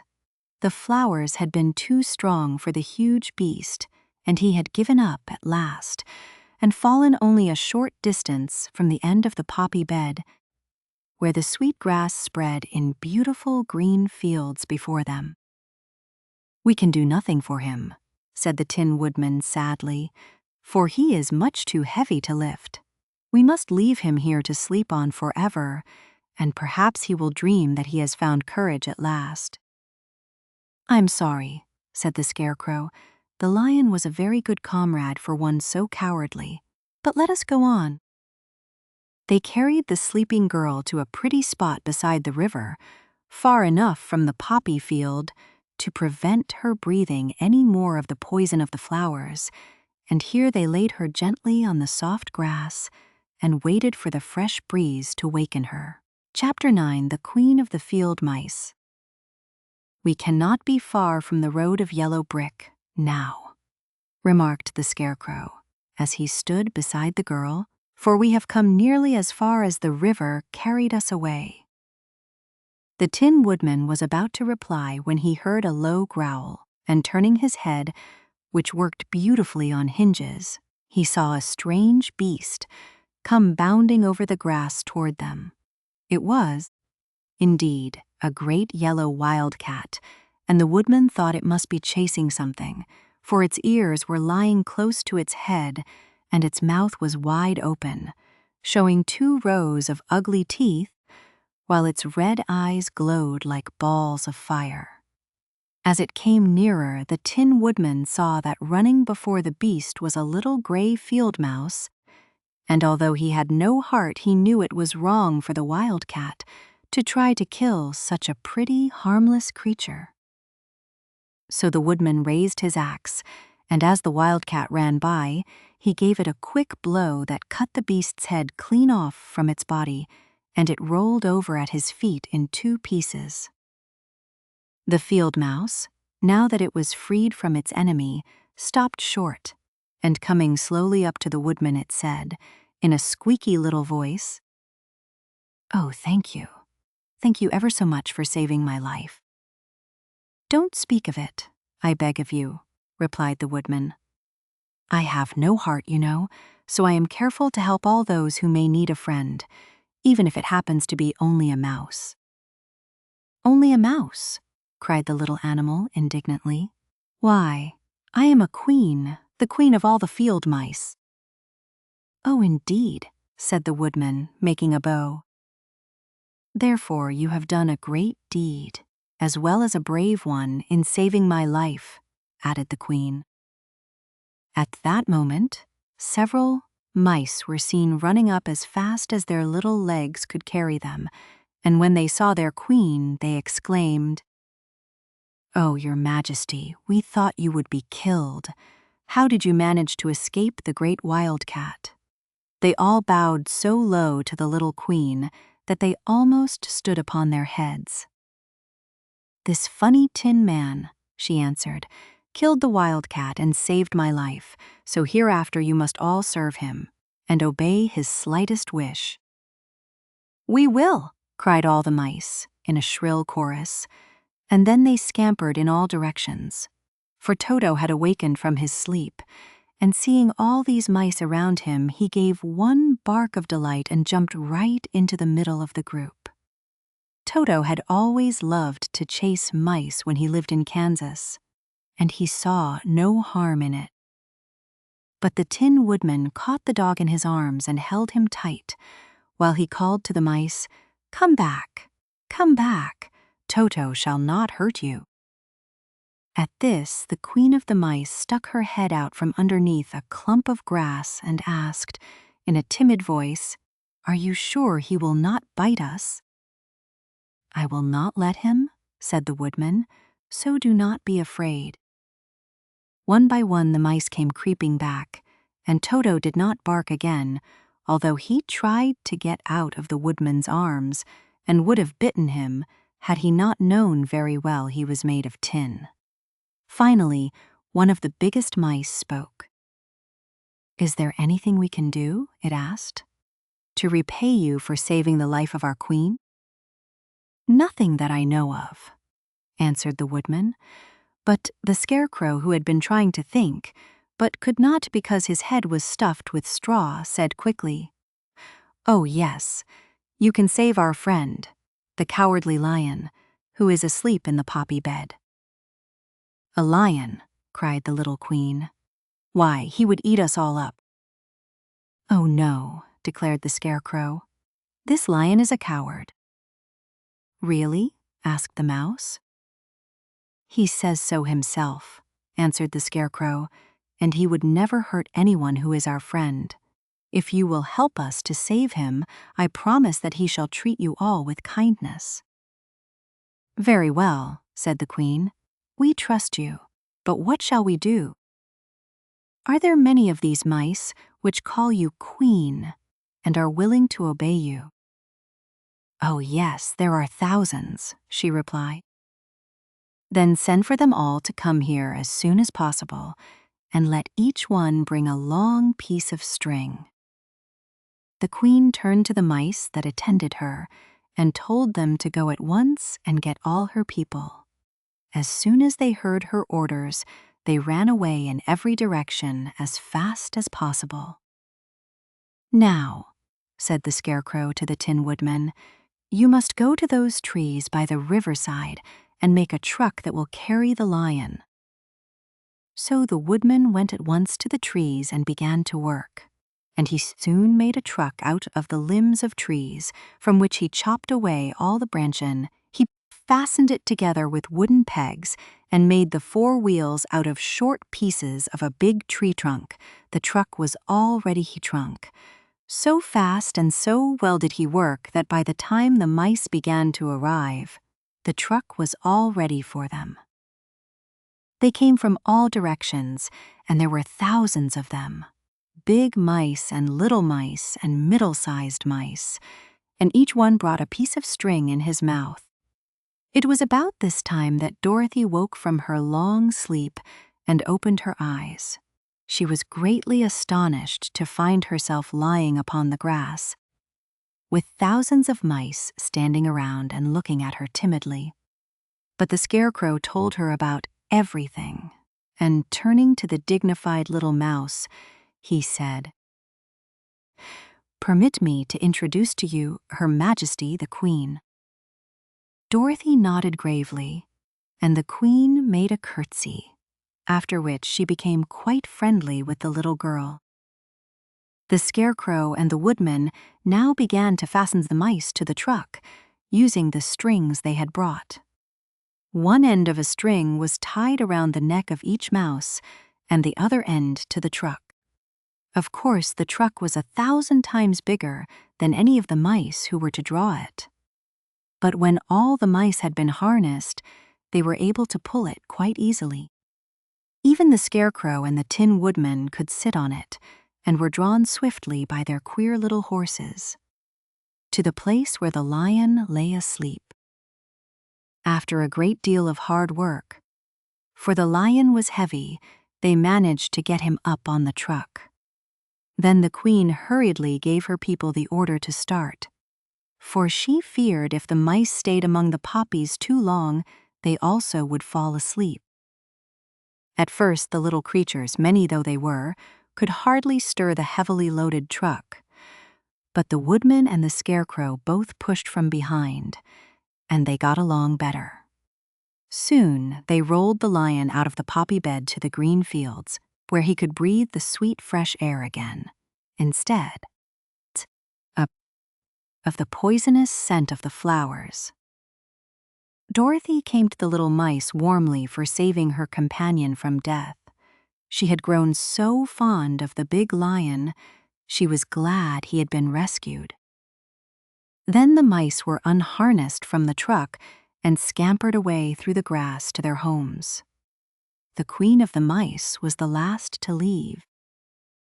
"If ever you need us again," she said, "come out into the field and call, and we shall hear you and come to your assistance. Goodbye." "Goodbye," they all answered, and away the queen ran, while Dorothy held Toto tightly lest he should run after her and frighten her. After this, they sat down beside the lion until he should awaken, and the scarecrow brought Dorothy some fruit from a tree nearby, which she ate for her dinner. Chapter 10. The Guardian of the Gate. It was some time before the cowardly lion awakened, for he had lain among the poppies a long while, breathing in their deadly fragrance. But when he did open his eyes and roll off the truck, he was very glad to find himself still alive. "I ran as fast as I could," he said, sitting down and yawning, "but the flowers were too strong for me. How did you get me out?" Then they told him of the field mice and how they had generously saved him from death. And the cowardly lion laughed and said, "I have always thought myself very big and terrible, yet such little things as flowers came near to killing me, and such small animals as mice have saved my life. How strange it all is! But, comrades, what shall we do now?" "We must journey on until we find the road of yellow brick again," said Dorothy, "and then we can keep on to the Emerald City." So, the lion being fully refreshed, and they all started upon the journey, greatly enjoying the walk through the soft, fresh grass. And it was not long before they reached the road of yellow brick and turned again towards the Emerald City, where the great Oz dwelt. The road was smooth and well paved now, and the country about was beautiful, so that the travelers rejoiced in leaving the forest far behind, and with it the many dangers they had met in its gloomy shades. Once more they could see fences built beside the road. But these were painted green, and when they came to a small house, in which a farmer evidently lived, that also was painted green. They passed by several of these houses during the afternoon, and sometimes people came to the doors and looked at them as if they would like to ask questions. But no one came near them, nor spoke to them because of the great lion, of which they were very much afraid. The people were all dressed in clothing of a lovely emerald green color and wore peaked hats like those of the Munchkins. "This must be the land of Oz," said Dorothy, "and we are surely getting near the Emerald City." "Yes," answered the Scarecrow. "Everything is green here, while in the country of the Munchkins blue was the favorite color. But the people do not seem to be as friendly as the Munchkins, and I'm afraid we shall be unable to find a place to pass the night." "I should like something to eat besides fruit," said the girl. "And I'm sure Toto is nearly starved. Let us stop at the next house and talk to the people." So, when they came to a good-sized farmhouse, Dorothy walked boldly up to the door and knocked. A woman opened it just far enough to look out and said, "What do you want, child, and why is that great lion with you?" "We wish to pass the night with you, if you will allow us," answered Dorothy. "And the lion is my friend and comrade, and would not hurt you for the world." "Is he tame?" asked the woman, opening the door a little wider. "Oh, yes," said the girl, "and he is a great coward, too. He will be more afraid of you than you are of him."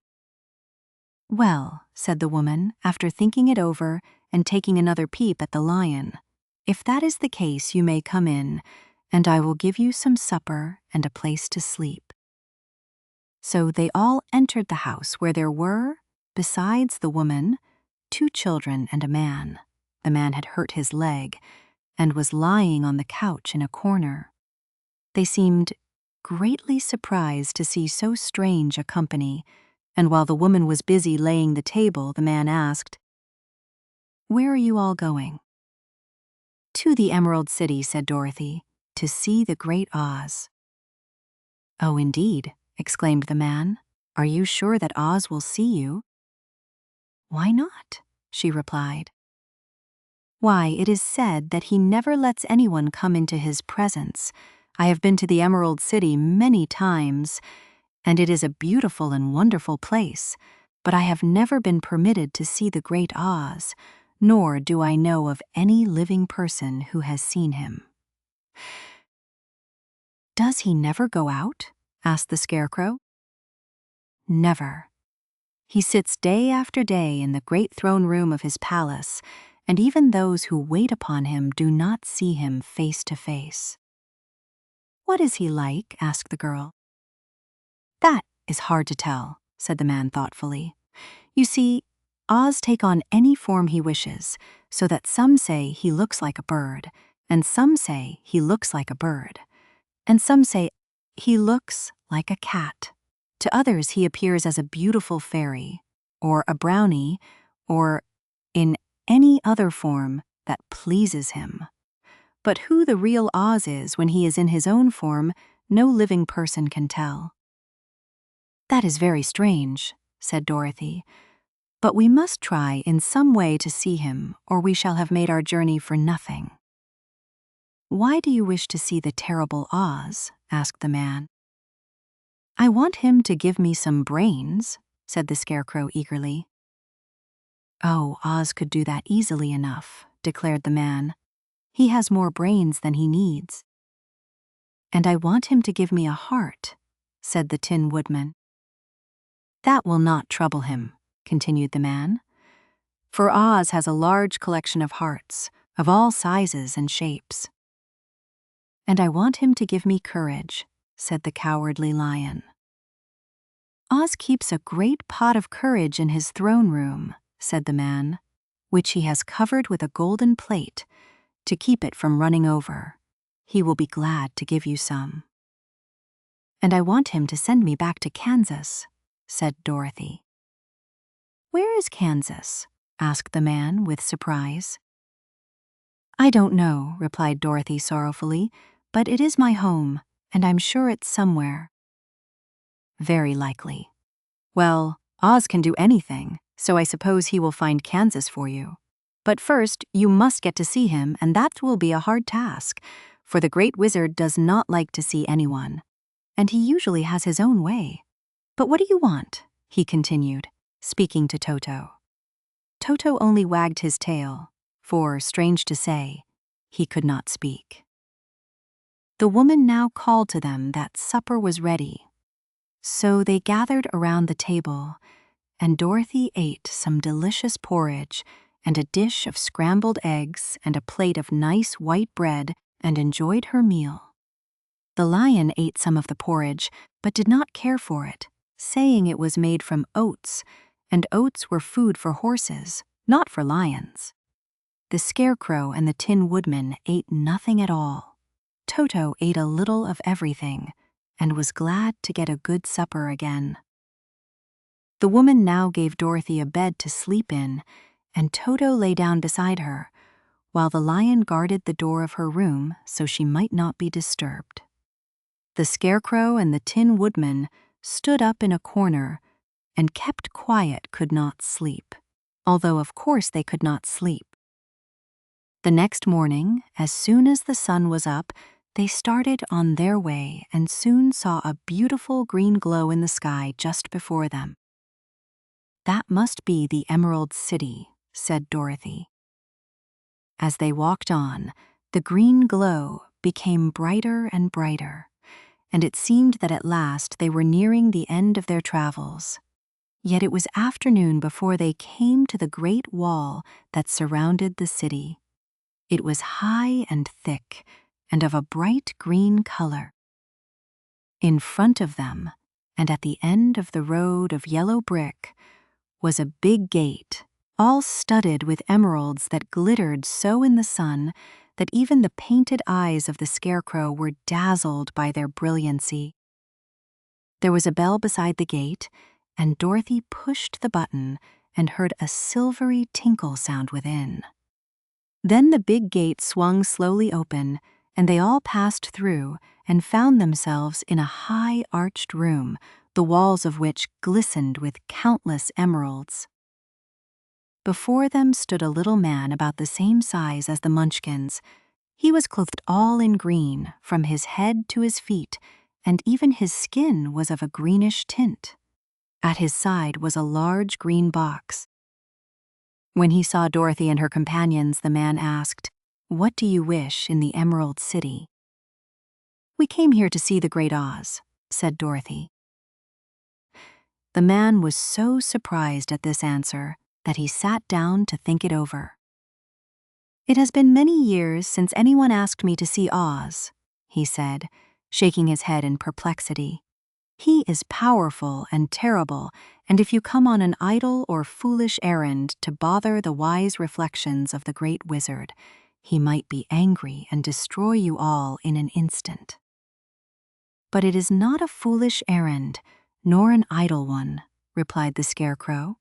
"It is important, and we have been told that Oz is a good wizard." "So he is," said the Greensman, "and he rules the Emerald City wisely and well. But to those who are not honest, or who approach him from curiosity, he is most terrible, and few have ever dared ask to see his face. I am the guardian of the gates, and since you demand to see the Great Oz, I must take you to his palace. But first you must put on the spectacles." "Why?" asked Dorothy. "Because if you did not wear spectacles, the brightness and glory of the Emerald City would blind you. Even those who live in the city must wear spectacles night and day. They are all locked on, for Oz so ordered it when the city was first built, and I have the only key that will unlock them." He opened the big box, and Dorothy saw that it was filled with spectacles of every size and shape. All of them had green glasses in them. The guardian of the gates found a pair that would just fit Dorothy and put them over her eyes. There were 2 golden bands fastened to them that passed around the back of her head, where they were locked together by a little key that was at the end of a chain the guardian of the gates wore around his neck. When they were on, Dorothy could not take them off had she wished, but of course she did not wish to be blinded by the glare of the Emerald City, so she said nothing. Then the Green Man fitted spectacles for the Scarecrow and the Tin Woodman and the Lion, and even on little Toto, and all were locked fast with the key. Then the guardian of the gates put on his own glasses and told them he was ready to show them to the palace. Taking a big golden key from a peg on the wall, he opened another gate, and they all followed him through the portal into the streets of the Emerald City. Chapter 11: The Wonderful City of Oz. Even with eyes protected by the green spectacles, Dorothy and her friends were at first dazzled by the brilliancy of the wonderful city. The streets were lined with beautiful houses, all built of green marble and studded everywhere with sparkling emeralds. They walked over a pavement of the same green marble, and where the blocks were joined together were rows of emeralds set closely and glittering in the brightness of the sun. The window panes were of green glass. Even the sky above the city had a green tint, and the rays of the sun were green. There were many people, men, women, and children, walking about, and these were all dressed in green clothes and had greenish skins. They looked at Dorothy and her strangely assorted company with wondering eyes, and the children all ran away and hid behind their mothers when they saw the lion, but no one spoke to them. Many shops stood in the street, and Dorothy saw that everything in them was green. Green candy and green popcorn were offered for sale, as well as green shoes, green hats, and green clothes of all sorts. At one place, a man was selling green lemonade, and when the children bought it, Dorothy could see that they paid for it with green pennies. There seemed to be no horses nor animals of any kind. The men carried things around in little green carts, which they pushed before them. Everyone seemed happy and contented and prosperous. The guardian of the gates led them through the streets until they came to a big building, exactly in the middle of the city, which was the Palace of Oz, the Great Wizard. There was a soldier before the door, dressed in a green uniform and wearing a long green beard. "Here are strangers," said the guardian of the gates to him, "and they demand to see the Great Oz." "Step inside," answered the soldier, "and I will carry your message to him." So they passed through the palace gates and were led into a big room with a green carpet and lovely green furniture set with emeralds. The soldier made them all wipe their feet upon a green mat, and when they were seated, he said politely, "Please make yourselves comfortable while I go to the door of the throne room and tell Oz you are here." They had to wait a long time before the soldier returned. When, at last, he came back, Dorothy asked, "Have you seen Oz?" "Oh, no," returned the soldier. "I have never seen him. But I spoke to him as he sat behind his screen and gave him your message. He said he will grant you an audience if you so desire. But each one of you must enter his presence alone, and he will admit but one each day. Therefore, as you must remain in the palace for several days, I will have you shown to rooms where you may rest in comfort after your journey." "Thank you," replied the girl. "That is very kind of Oz." The soldier now blew upon a green whistle, and at once a young girl, dressed in a pretty green silk gown, entered the room. She had lovely green hair and green eyes, and she bowed low before Dorothy as she said, "Follow me, and I will show you your room." So Dorothy said goodbye to all her friends except Toto, and taking the dog in her arms, followed the green girl through 7 passages and up 3 flights of stairs until they came to a room at the front of the palace. It was the sweetest little room in the world, with a soft, comfortable bed that had sheets of green silk and a green velvet counterpane. There was a tiny fountain in the middle of the room that shot a spray of green perfume into the air to fall back into a beautifully carved green marble basin. Beautiful green flowers stood in the windows, and there was a shelf with a row of little green books. When Dorothy had time to open these books, she found them full of queer green pictures that made her laugh. They were so funny. In a wardrobe were many green dresses, made of silk and satin and velvet, and all of them fitted Dorothy exactly. "Make yourself perfectly at home," said the green girl, "and if you wish for anything, ring the bell. Oz will send for you tomorrow morning." She left Dorothy alone and went back to the others. These she also led to rooms, and each one of them found himself lodged in a very pleasant part of the palace. Of course, this politeness was wasted on the Scarecrow, for when he found himself alone in his room, he stood stupidly in one spot, just within the doorway, to wait till morning. It would not rest him to lie down, and he could not close his eyes, so he remained all night staring at a little spider which was weaving its web in a corner of the room, just as if it were not one of the most wonderful rooms in the world.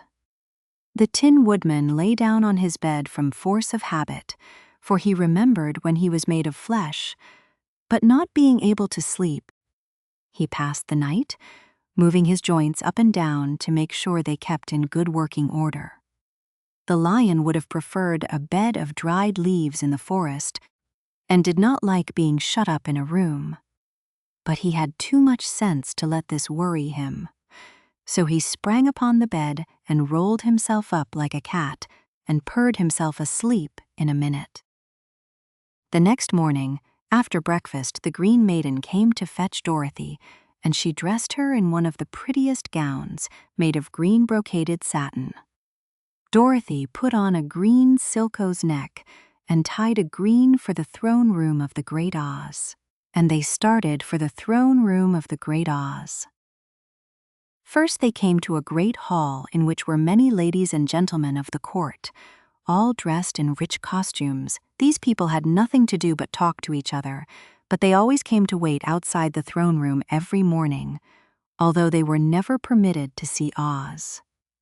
As Dorothy entered, they looked at her curiously, and one of them whispered, "Blaunagish, Corn. Are you really going to look upon the face of Oz the Terrible?" "Of course," answered the girl, "if he will see me." "Oh, he will see you," said the soldier who had taken her message to the wizard, although he does not like to have people ask to see him. Indeed, at first he was angry and said, "I should send you back." "Where you came from?" Then he asked me what you looked like, and when I mentioned your silver shoes, he was very much interested. At last, I told him about the mark upon your forehead, and he decided he would admit you to his presence. Just then a bell rang, and the green girl said to Dorothy, "That is the signal. You must go into the throne room alone." She opened a little door, and Dorothy walked boldly through and found herself in a wonderful place. It was a big, round room with a high, arched roof, and the walls and ceiling and floor were covered with large emeralds, set closely together. In the center of the roof was a great light, as bright as the sun, which made the emeralds sparkle in a wonderful manner. But what interested Dorothy most was the big throne of green marble that stood in the middle of the room. It was shaped like a chair and sparkled with gems, as did everything else. In the center of the chair was an enormous head without a body to support it, or any arms or legs whatever. There was no hair upon this head, but it had eyes and a nose and mouth, and was much bigger than the head of the biggest giant. As Dorothy gazed upon this in wonder and fear, the eyes turned slowly and looked at her sharply and steadily. Then the mouth moved, and Dorothy heard a voice say, "I am Oz, the Great and Terrible. Who are you, and why do you seek me?" It was not such an awful voice as she had expected to come from the big head. So she took courage and answered, "I am Dorothy, the small and meek. I have come to you for help." The eyes looked at her thoughtfully for a full minute. Then, said the voice, "Where did you get the silver shoes?" "I got them from the Wicked Witch of the East when my house fell on her and killed her," she replied. "Where did you get the mark upon your forehead?" continued the voice. "That is where the Good Witch of the North kissed me when she bade me goodbye and sent me to you," said the girl. Again the eyes looked at her sharply, and they saw she was telling the truth. Then Oz asked, "What do you wish me to do?" "Send me back to Kansas, where my Aunt Em and Uncle Henry are," she answered earnestly. "I don't like your country, although it is so beautiful, and I am sure Aunt Em will be dreadfully worried over my being away so long." The eyes winked 3 times, and then they turned up to the ceiling and down to the floor and rolled around so queerly that they seemed to see every part of the room. And at last they looked at Dorothy again. "Why should I do this for you?" asked Oz. "Because you are strong and I am weak. Because you are a great wizard and I am only a little girl. But you were strong enough to kill the Wicked Witch of the East," said Oz.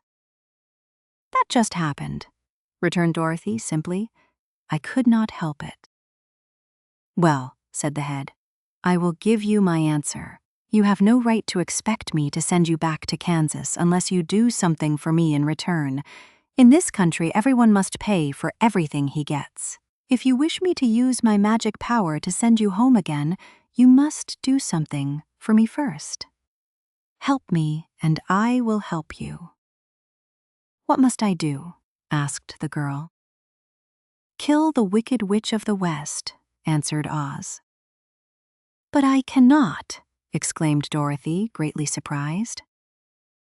"You killed the Witch of the East and you wear the silver shoes, which bear a powerful charm. There is now but one wicked witch left in all this land, and when you can tell me she is dead, I will send you back to Kansas, but not before." The little girl began to weep. She was so much disappointed, and the eyes winked again and looked upon her anxiously, as if the great Oz felt that she could help him if she would.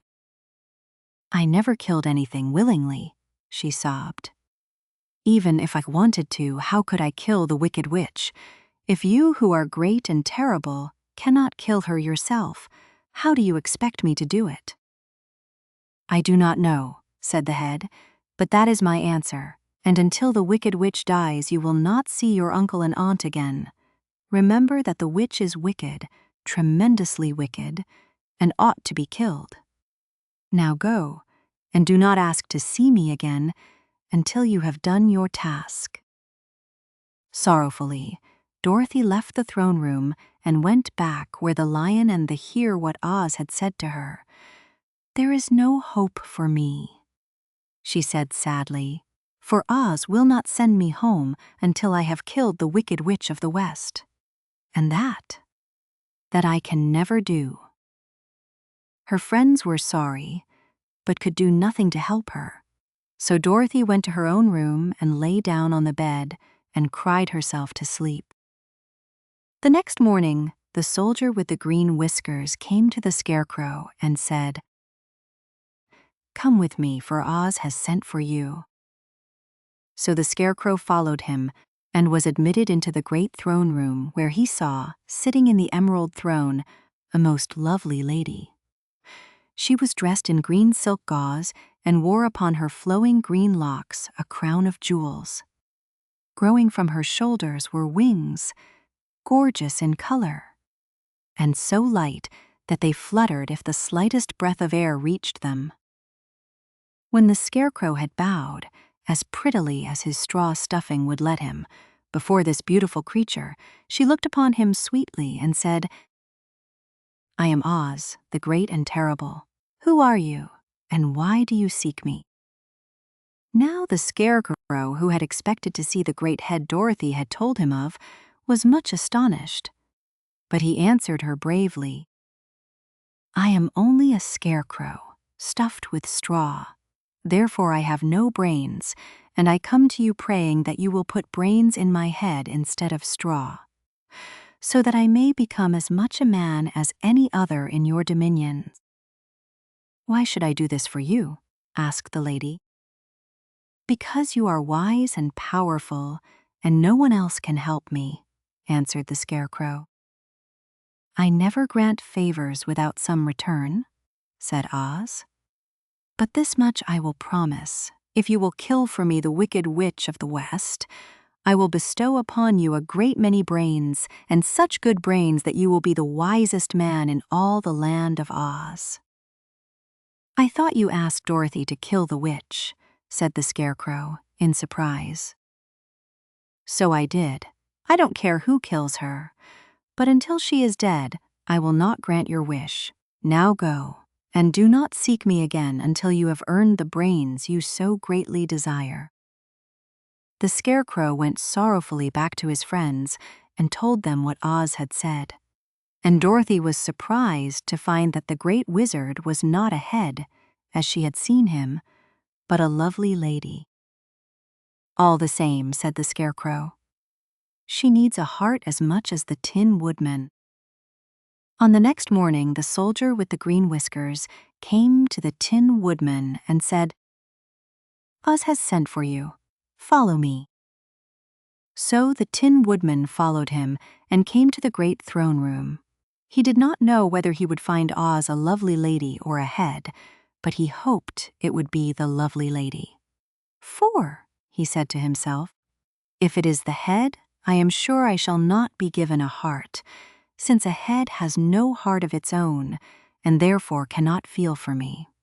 But if it is the lovely lady, I shall beg hard for a heart, for all ladies are themselves said to be kindly-hearted."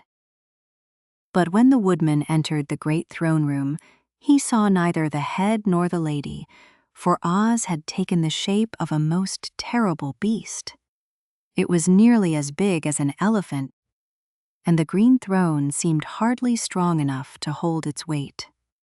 The beast had a head like that of a rhinoceros, only there were 5 eyes in its face. There were 5 long arms growing out of its body, and it also had 5 long, slim legs. Thick, woolly hair covered every part of it, and a more dreadful-looking monster could not be imagined. It was fortunate the Tin Woodman had no heart at that moment, for it would have beat loud and fast from terror. But being only tin, the Woodman was not at all afraid, although he was much disappointed. "I am Oz, the great and terrible," spoke the beast, in a voice that was one great roar. "Who are you, and why do you seek me?" "I am a woodman and made of tin. Therefore I have no heart and cannot love. I pray you to give me a heart that I may be as other men are." "Why should I do this?" demanded the beast. "Because I ask it, and you alone can grant my request," answered the Woodman. Oz gave a low growl at this, but said gruffly, "If you indeed desire a heart, you must earn it." "How?" asked the Woodman. "Help Dorothy to kill the Wicked Witch of the West," replied the beast. "When the witch is dead, come to me, and I will then give you the biggest and kindest and most loving heart in all the land of Oz." So the Tin Woodman was forced to return sorrowfully to his friends and tell them of the terrible beast he had seen. They all wondered greatly at the many forms the Great Wizard could take upon himself, and the Lion said, "If he is a beast when I go to see him, I shall roar my loudest, and so frighten him that he will grant all I ask, and if he is the lovely lady, I shall pretend to spring upon her, and so compel her to do my bidding. And if he is the great head, he will be at my mercy, for I will roll this head all about the room until he promises to give us what we desire. So be of good cheer, my friends, for all will yet be well." The next morning, the soldier with the green whiskers led the Lion to the great throne room and bade him enter the presence of Oz.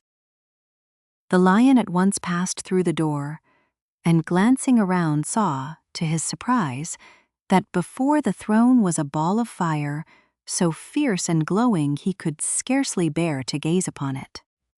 His first thought was that Oz had by accident caught on fire and was burning up, but when he tried to go nearer, the heat was so intense that it singed his whiskers, and he crept back tremblingly to a spot nearer the door.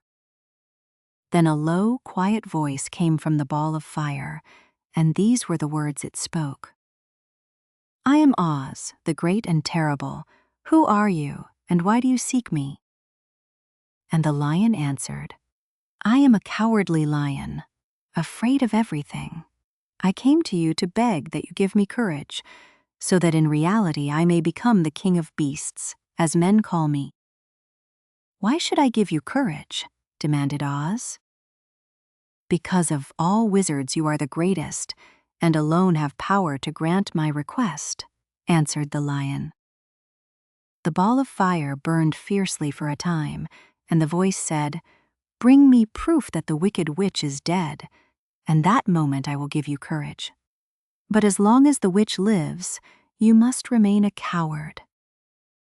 The lion was angry at this speech, but could say nothing in reply, and while he stood silently gazing at the ball of fire, it became so furiously hot that he turned tail and rushed from the room. He was glad to find his friends waiting for him and told them of his terrible interview with the wizard. "And what shall we do now?" asked Dorothy sadly.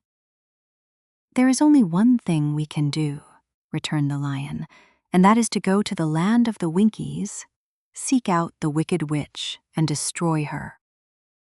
"But suppose we cannot," said the girl. "Then I shall never have courage," declared the lion. "And I shall never have brains," added the Scarecrow. "And I shall never have a heart," spoke the Tin Woodman. "And I shall never see Aunt Em and Uncle Henry," said Dorothy, beginning to cry. "Be careful," cried the green girl. "The tears will fall on your green silk gown and spot it." So Dorothy dried her eyes and said, "I suppose we must try it, but I am sure I do not want to kill anybody, even to see Aunt Em again." "I will go with you, but I'm too much of a coward to kill the witch," said the lion. "I will go too," declared the Scarecrow, "but I shall not be of much help to you. I am such a fool." "I haven't the heart to harm even a witch," remarked the Tin Woodman. "But if you go, I certainly shall go with you." Therefore it was decided to start upon their journey the next morning, and the woodman sharpened his axe on a green grindstone and had all his joints properly oiled. The Scarecrow stuffed himself with fresh straw, and Dorothy put new paint on his eyes that he might see better. The green girl, who was very kind to them, filled Dorothy's basket with good things to eat and fastened a little bell around Toto's neck with a green ribbon. They went to bed quite early and slept soundly until daylight, when they were awakened by the crowing of a green cock that lived in the backyard of the palace, and the cackling of a hen that had laid a green egg. Chapter 12: The Search for the Wicked Witch. The soldier with the green whiskers led them through the streets of the Emerald City until they reached the room where the guardian of the gates lived. This officer unlocked their spectacles to put them back in his great box, and then he politely opened the gate for our friends. "Which road leads to the Wicked Witch of the West?" asked Dorothy. "There is no road," answered the guardian of the gates. "No one ever wishes to go that way." "How then are we to find her?" inquired the girl. Replied the man, "For when she knows you are in the country of the Winkies, she will find you and make you all her slaves." "Perhaps not," said the Scarecrow, "for we mean to destroy her." "Oh, that is different," said the guardian of the gates. "No one has ever destroyed her before, so I naturally thought she would make slaves of you, as she has of the rest. But take care, for she is wicked and fierce, and may not allow you to destroy her. Keep to the west, where the sun sets, and you cannot fail to find her." They thanked him and bade him goodbye, and turned toward the west, walking over fields with daisies and buttercups. Dorothy still wore the pretty silk dress she had put on in the palace, but now, to her surprise, she found it was no longer green but pure white, and was as white as Dorothy's dress. The ribbon around Toto's neck had also lost its dress, and was as white as Dorothy's dress. The Emerald City was soon left far behind. As they advanced, the ground became rougher and hillier, for there were no farms nor houses in this country of the West, and the ground was untilled. In the afternoon, the sun shone hot in their faces, for there were no trees to offer them shade. so that before night Dorothy and Toto and the lion were tired and lay down upon the grass and fell asleep, with the woodman and the scarecrow keeping watch. Now the Wicked Witch of the West had but one eye, yet that was as powerful as a telescope and could see everywhere. So, as she sat in the door of her castle, she happened to look around and saw Dorothy lying asleep. They were a long distance off, but the Wicked Witch was angry to find them in her country. So she blew a secret bee. So she blew upon a silver whistle that hung around her neck. At once there came running to her from all directions a pack of great wolves. They had long legs and fierce eyes and sharp teeth. "Go to those people," said the witch, "and tear them to pieces." "Are you not going to make them your slaves?" asked the leader of the wolves. "No," she answered. "One is of tin and one of straw. One is a girl and another a lion. None of them is fit to work, so you may tear them into small pieces." "Very well," said the wolf, and he dashed away at full speed, followed by the others. It was lucky. The scarecrow and the woodman were wide awake and heard the wolves coming. "This is my fight," said the woodman. "So get behind me, and I will meet them as they come." He seized his axe, which he had made very sharp, and as the leader of the wolves came on, the Tin Woodman swung his arm and chopped the wolf's head from its body, so that it immediately died. As soon as he could raise his axe, another wolf came up, and he also fell under the sharp edge of the Tin Woodman's weapon. There were 40 wolves, and 40 times a wolf was killed, so that at last they all lay dead in a heap before the woodman. Then he put down his axe and sat beside the scarecrow, who said, "It was a good fight, friend." They waited until Dorothy awoke the next morning. The little girl was quite frightened when she saw the great pile of shaggy wolves, but the Tin Woodman told her all. She thanked him for saving them and sat down again to breakfast, after which they started again upon their journey. Now the same morning the Wicked Witch came to the door of her castle and looked out with her one eye that could see far off. She saw all her wolves lying dead and the strangers still traveling through her country. This made her angrier than before, and she blew her silver whistle twice. Straightway, a great flock of wild crows came flying toward her, enough to darken the sky.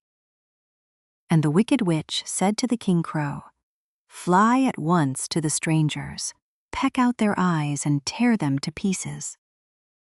The wild crows flew in one great flock toward Dorothy and her companions. When the little girl saw them coming, she was afraid. But the scarecrow said, "This is my battle, so lie down beside me, and you will not be harmed." So they all lay upon the ground except the scarecrow, and he stood up and stretched out his arms. And when the crows saw him, they were frightened, as these birds always are by scarecrows, and did not dare to come any nearer. But the King Crow said, "It is only a stuffed man. I will peck his eyes out." The King Crow flew at the scarecrow, who caught it by the head and twisted its neck until it died, and the scarecrow twisted its neck also. There were 40 crows, and 40 times the scarecrow twisted a neck, until at last all were lying dead beside him. And again they went upon their journey. Then he called to his companions to rise, and again they went upon their journey. When the Wicked Witch looked out again, and saw all her crows lying in a heap, she got into a terrible rage, and blew 3 times upon her silver whistle. Forthwith there was heard a great buzzing in the air, and a swarm of black bees came flying toward her. "Go to the strangers and sting them to death," commanded the witch, and the bees turned and flew rapidly until they came to where Dorothy and her friends were walking. But the woodman had seen them coming, and the Scarecrow had decided what to do. "Take out my straw and scatter it over the little girl and the dog and the lion," he said to the woodman, "and the bees cannot sting them." This the woodman did, and as Dorothy lay close beside the lion and held Toto in her arms, the straw covered them entirely.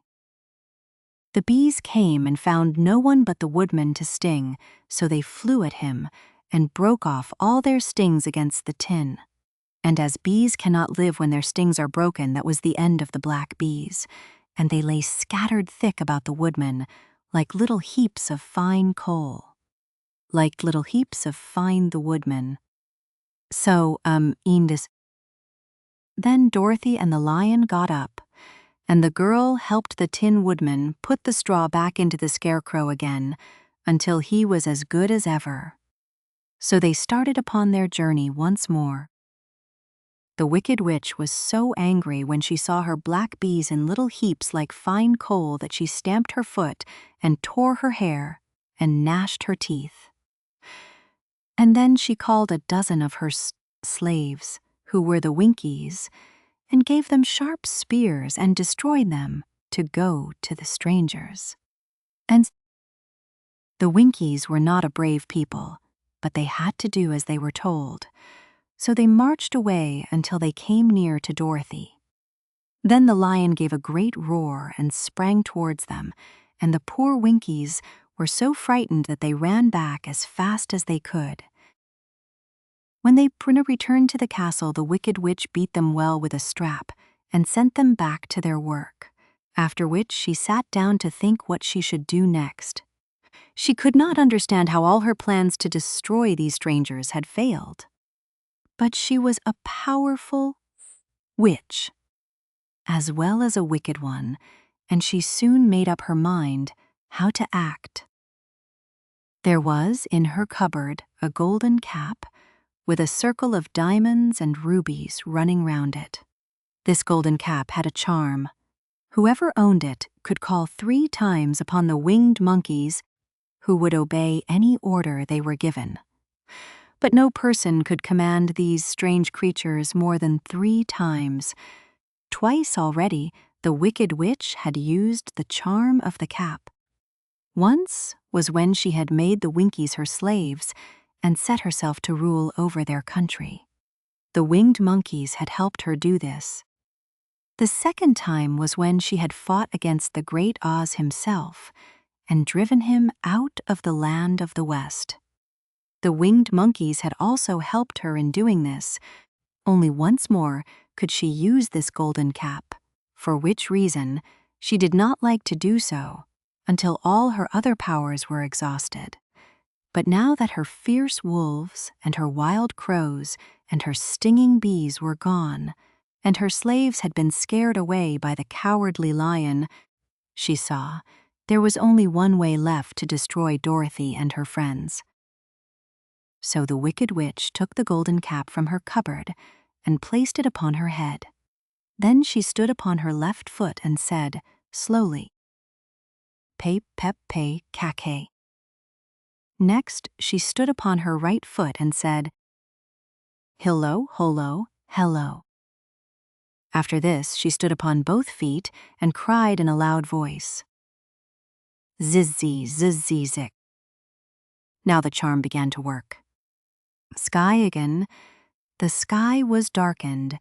There was the rushing of many wings, a great chattering and laughing, and the sun came out of the dark sky to show the Wicked Witch surrounded by a crowd of monkeys, each with paired by a crowd of monkeys, with a pair of immense and powerful wings on his shoulders. One, much bigger than the others, seemed to be their leader. He flew close to the witch and said, "You have called us for the 3rd and last time.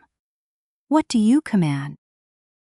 "Go to the strangers who are within my land and destroy them all except the lion," said the Wicked Witch. "Bring that beast to me, for I have a mind to harness him like a horse and make him work."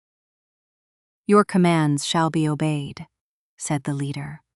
Then, with a great deal of chattering and noise, the winged monkeys flew away to the place where Dorothy and her friends were walking.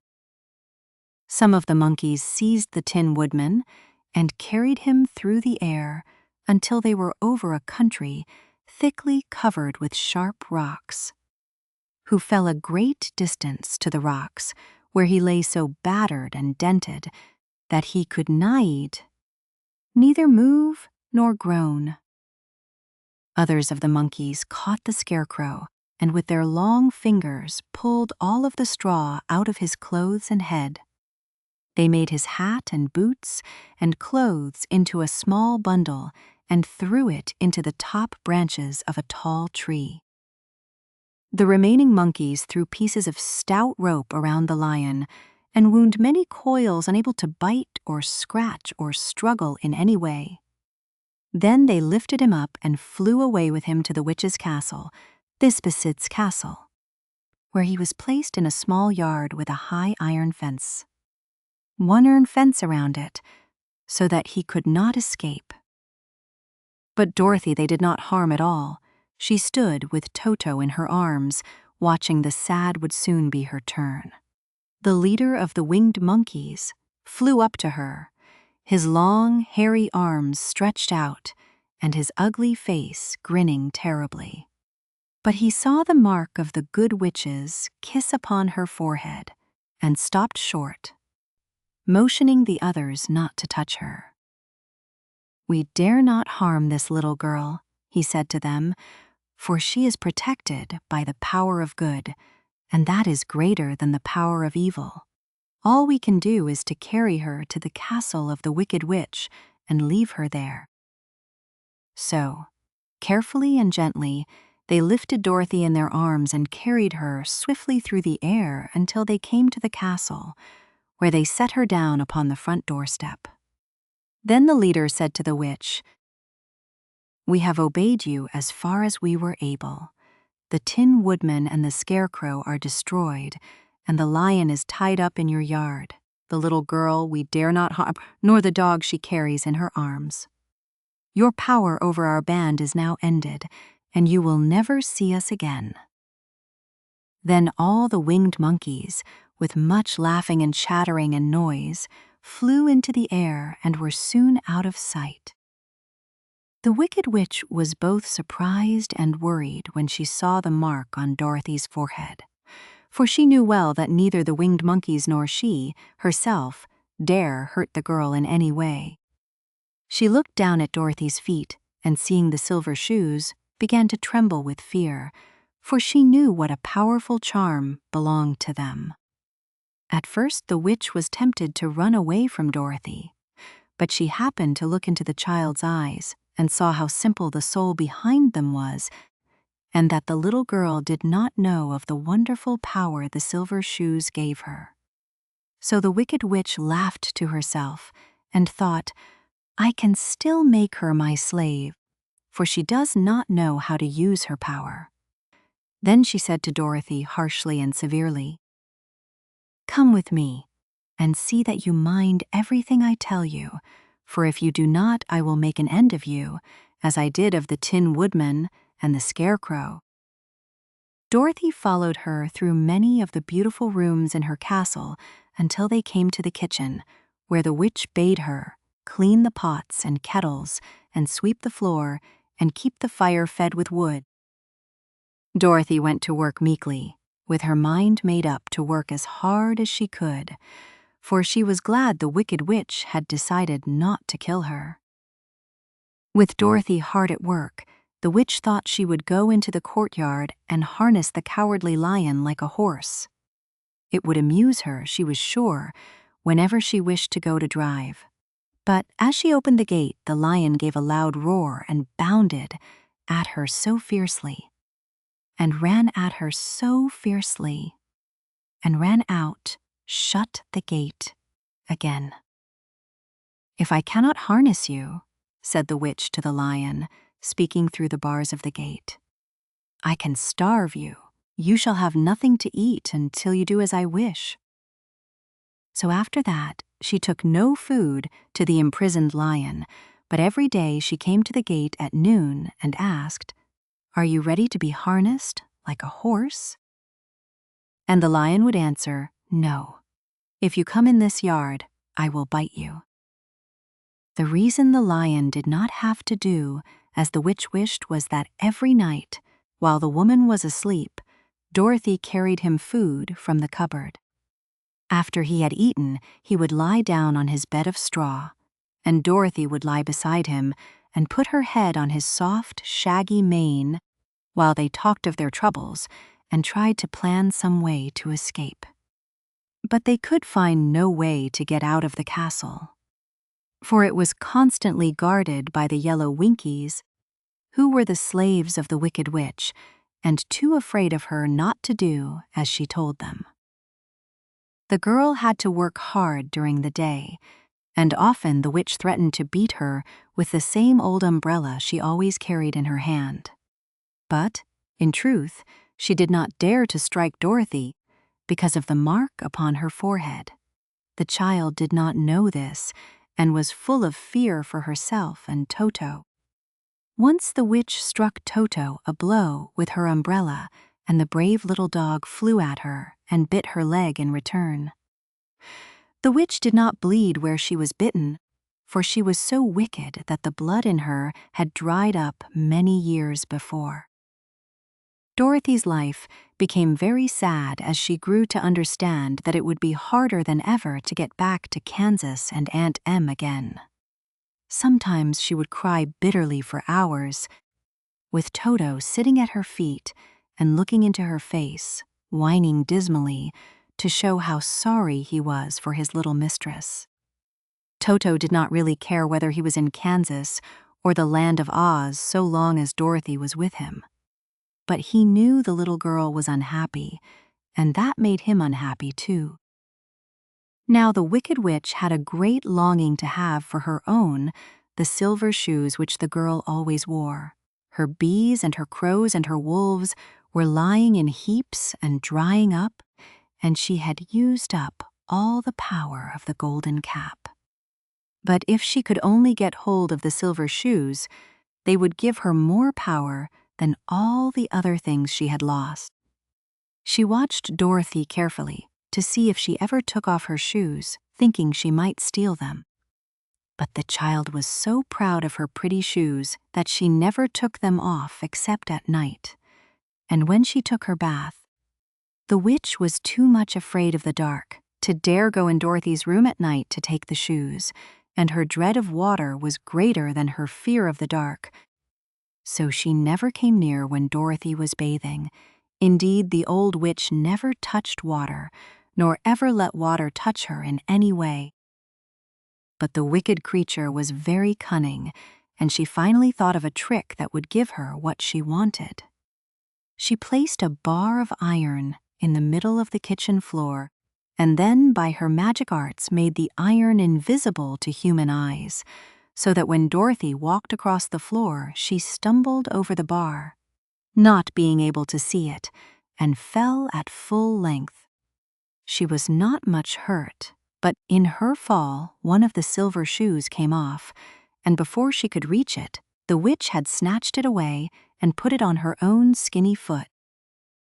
The wicked woman was greatly pleased with the success of her trick, for as long as she had one of the shoes, she owned half the power of their charm, and Dorothy could not use it against her, even had she known how to do so.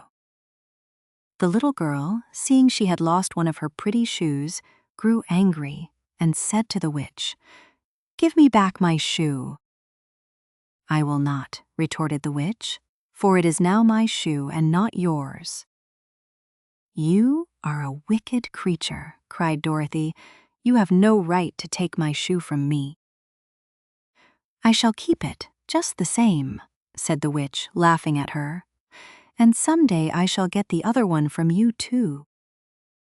This made Dorothy so very angry that she picked up the bucket of water that stood near and dashed it over the witch, wetting her from head to foot.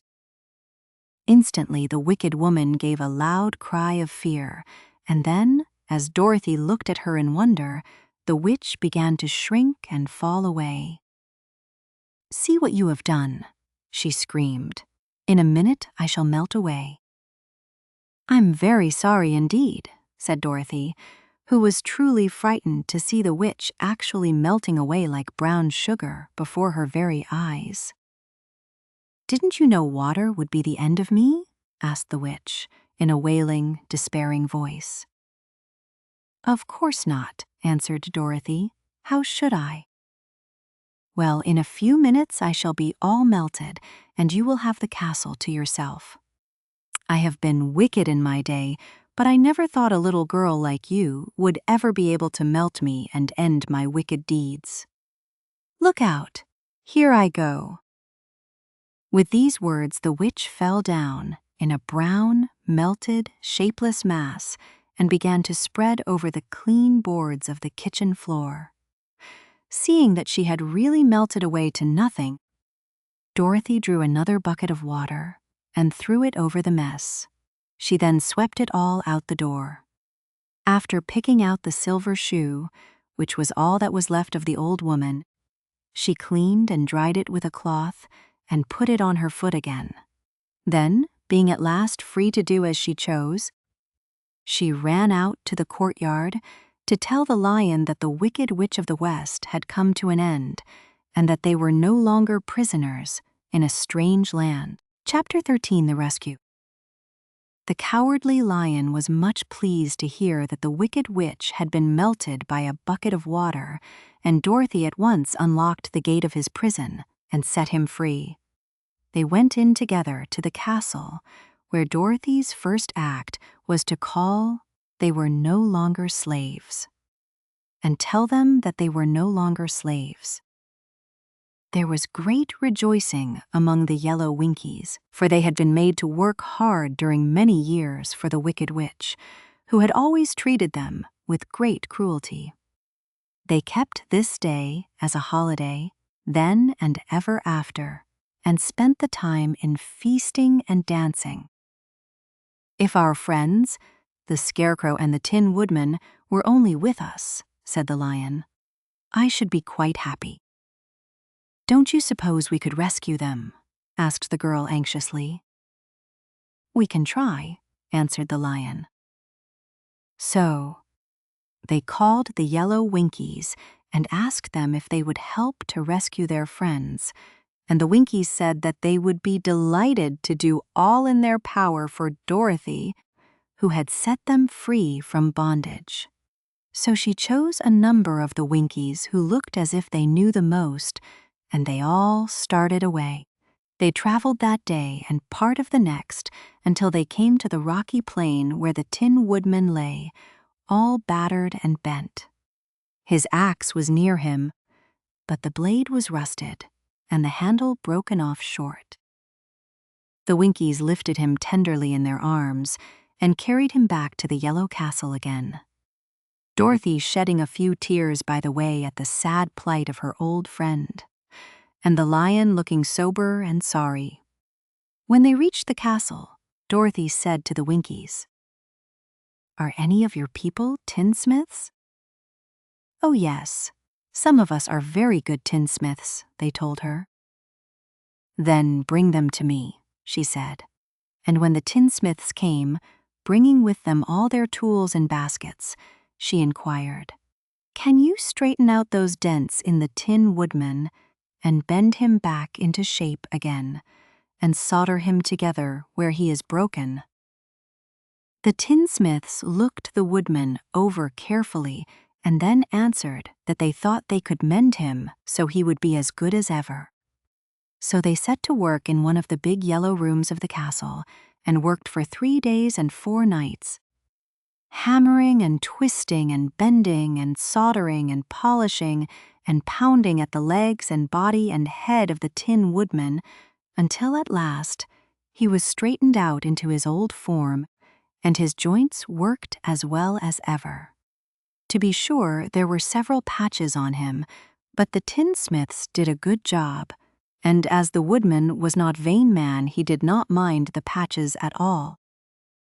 When at last he walked into Dorothy's room and thanked her for rescuing him, he was so pleased that he wept tears of joy, and Dorothy had to wipe every tear carefully from his face with her apron so his joints would not be rusted. At the same time, her own tears fell thick and fast at the joy of meeting her old friend again, and these tears did not need to be wiped away. As for the lion, he wiped his eyes so often with the tip of his tail that it became quite wet, and he was obliged to go out into the courtyard and hold it in the sun till it dried. "If we only had the Scarecrow with us again," said the Tin Woodman, when Dorothy had finished telling him everything that had happened, "I should be quite happy." "We must try to find him," said the girl. So she called the Winkies to help her, and they walked all that day and part of the next until they came to the tall tree in the branches of which the winged monkeys had tossed the Scarecrow's clothes.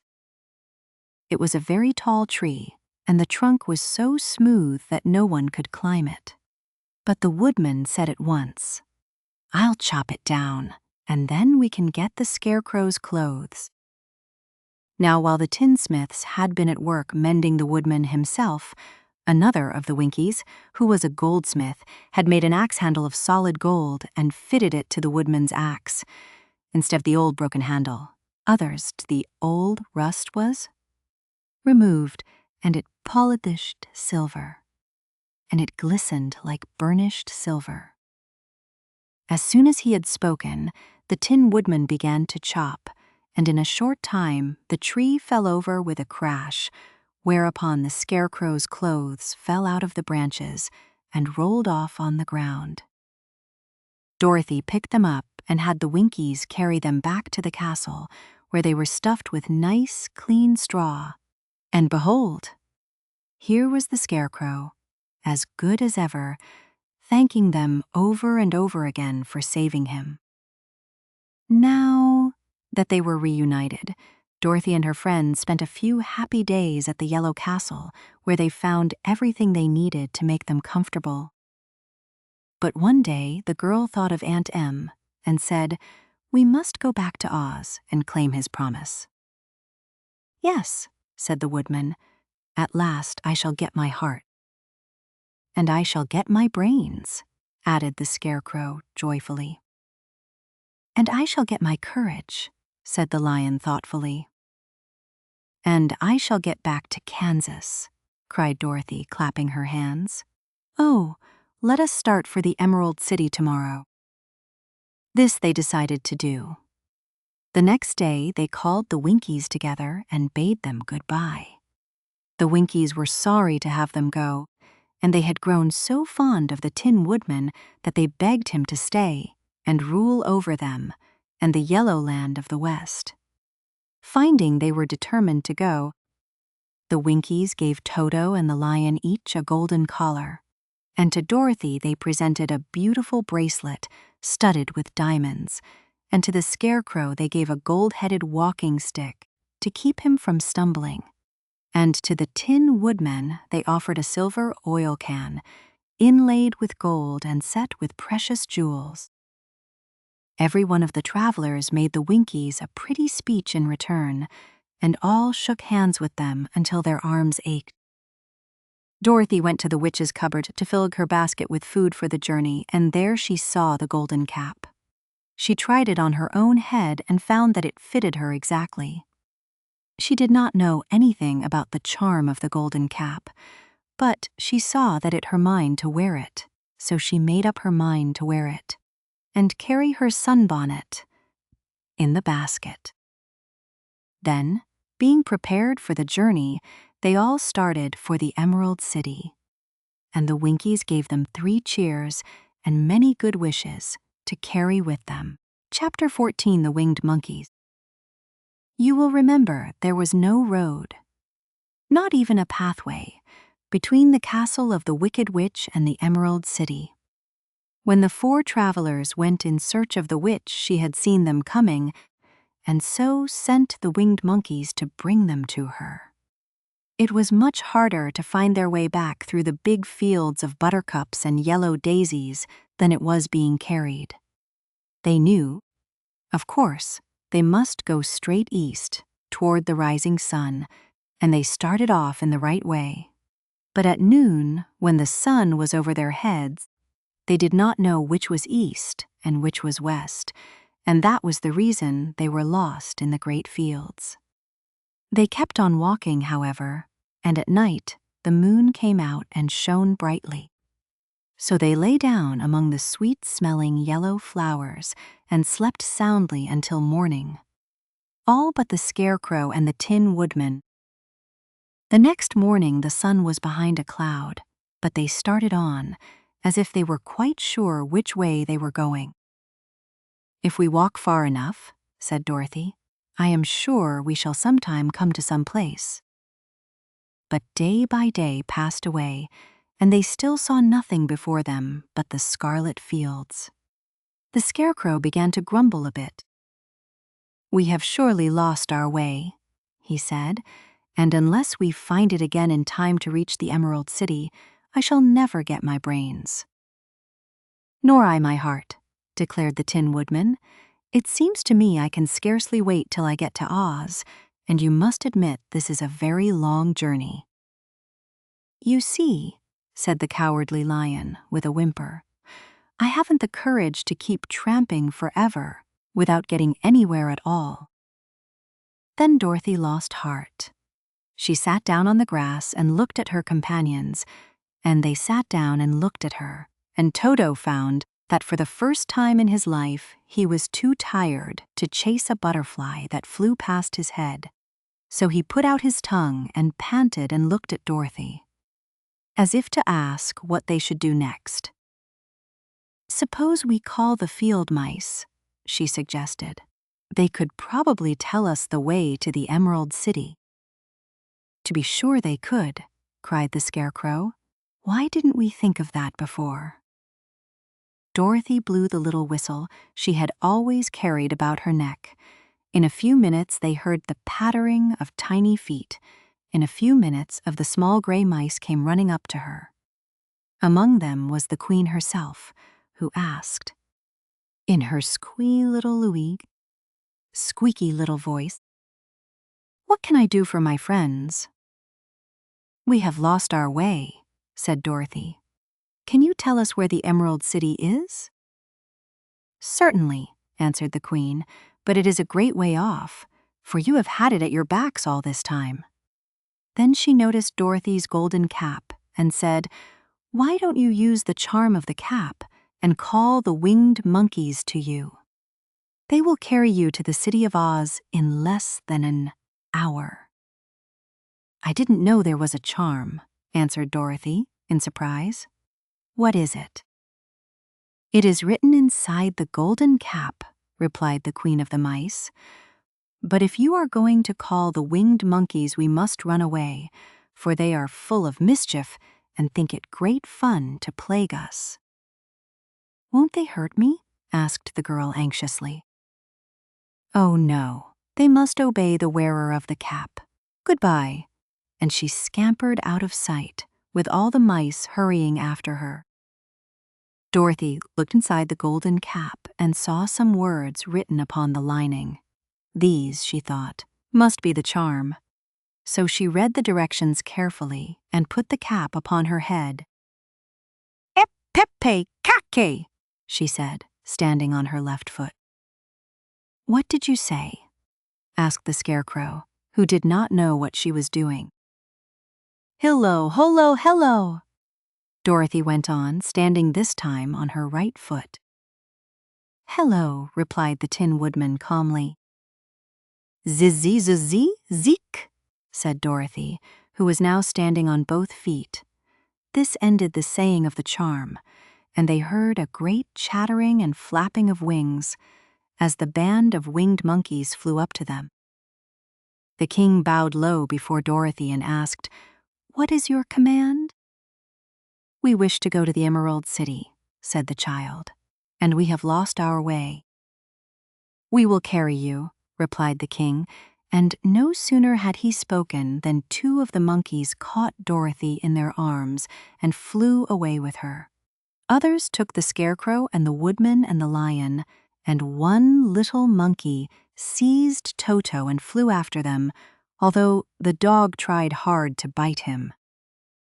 The Scarecrow and the Tin Woodman were rather frightened at first, for they remembered how badly the winged monkeys had treated them before. But they saw that no harm was intended, so they rode through the air quite cheerfully and had a fine time looking at the pretty gardens and woods far below them. Dorothy found herself riding easily between two of the biggest monkeys, one of them the king himself. They had made a chair of their hands and were careful not to hurt her. "Why do you have to obey the charm of the golden cap?" she asked. "That is a long story," answered the king with a winged laugh. "But as we have a long journey before us, I will pass the time by telling you about it if you wish." "I shall be glad to hear it," she replied. "Once," began the leader, "we were a free people living happily in the great forest, flying from tree to tree, eating nuts and fruit, and doing just as we pleased, without calling anybody master.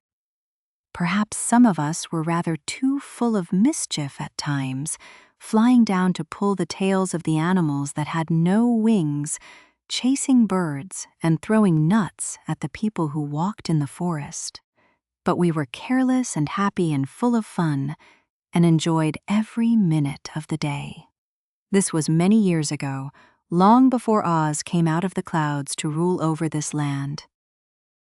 There lived here then, away at the north, a beautiful princess who was also a powerful sorceress. All her magic was used to help the people, and she was never known to hurt anyone who was good. Her name was Gaylette, and she lived in a handsome palace built from great blocks of ruby. Everyone loved her, but her greatest sorrow was that she could find no one to love in return, since all the men were much too stupid and ugly to mate with one so beautiful and wise. At last, however, she found a boy who was handsome and manly and wise beyond his years. Gaylette made up her mind that when he grew to be a man, she would make him her husband. So she took him to her ruby palace and used all her magic powers to make him as strong and good and lovely as any woman could wish.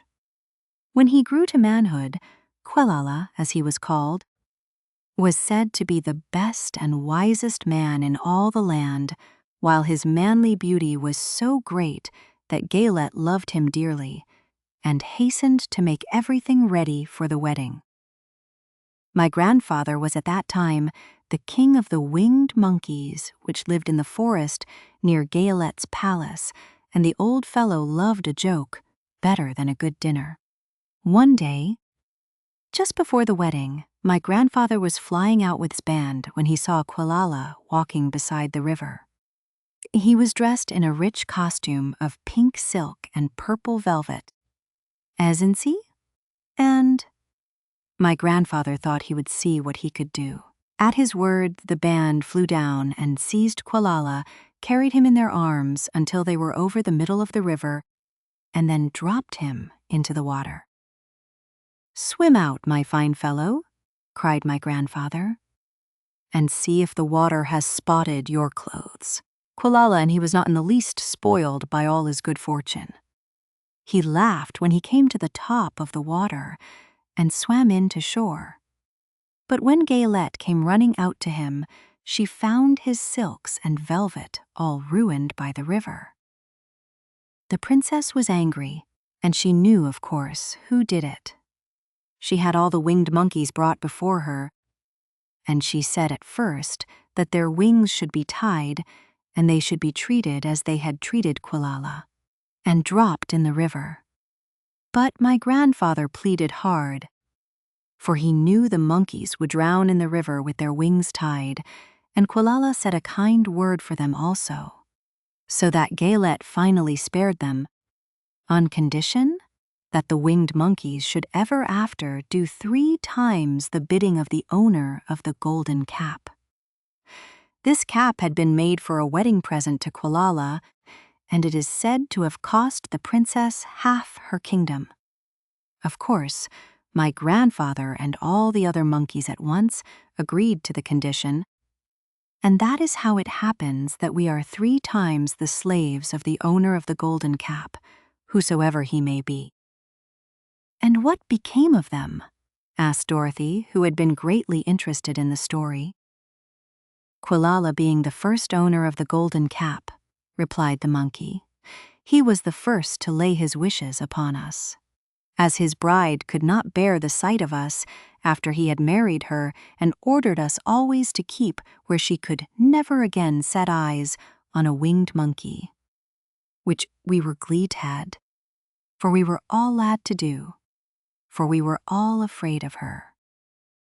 This was all we ever had to do until the golden cap fell into the hands of the wicked witch of the West, who made us enslave the Winkies and afterward drive Oz himself out of the land of the West. Now the golden cap is yours, and 3 times you have the right to lay your wishes upon us." As the Monkey King finished his story, Dorothy looked down and saw the green shining walls of the Emerald City before them. She wondered at the rapid flight of the monkeys, but was glad the journey was over. The strange creatures set the travelers down carefully. The king bowed low to Dorothy, followed by all his band. "That was a good ride," said the little girl. "Yes, and a quick way out of our troubles," replied the lion. "How lucky it was you brought away that wonderful cap." Chapter 15, The Discovery of Oz, the Terrible. The 4 travelers walked up to the great gate of Emerald City and rang the bell. After ringing several times, it was opened by the same guardian of the gates they had met before. "What, are you back again?" he asked in surprise. "Do you not see us?" answered the Scarecrow. "But I thought you had gone to visit the Wicked Witch of the West." "We did visit her," said the Scarecrow. "And she let you go again?" asked the man in wonder. "She could not help it, for she is melted," explained the Scarecrow. "Melted? Well, that is good news indeed," said the man. "Who melted her?" "It was Dorothy," said the lion gravely. "Good gracious," exclaimed the man, and he bowed very low indeed before her. Then he led them into his little room and locked the spectacles from the great box on all their eyes, just as he had done before. Afterward they passed on through the gate into the Emerald City. When the people heard from the guardian of the gates that Dorothy had melted the Wicked Witch of the West, they all gathered around the travelers and followed them in a great crowd to the Palace of Oz. The soldier with the green whiskers was still on guard before the door, but he let them in at once, and they were again met by the beautiful green girl, who showed each of them to their old rooms at once, so they might rest until the great Oz was ready to receive them. The soldier had the news carried straight to Oz that Dorothy and the other travelers had come back again after destroying the Wicked Witch, but Oz made no reply. They thought the great wizard would send for them at once, but he did not. They had no word from him the next day, nor the next, nor the next. The waiting was tiresome and wearing, and at last they grew vexed that Oz should treat them in so poor a fashion, after sending them to undergo hardships and slavery. So the Scarecrow at last asked the green girl to take another message to Oz, saying if he did not let them in to see him at once, they would call the winged monkeys to help them and find out whether he kept his promises or not. When the wizard was given this message, he was so frightened that he sent word for them to come to the throne room at 4 minutes after 9 o'clock the next morning.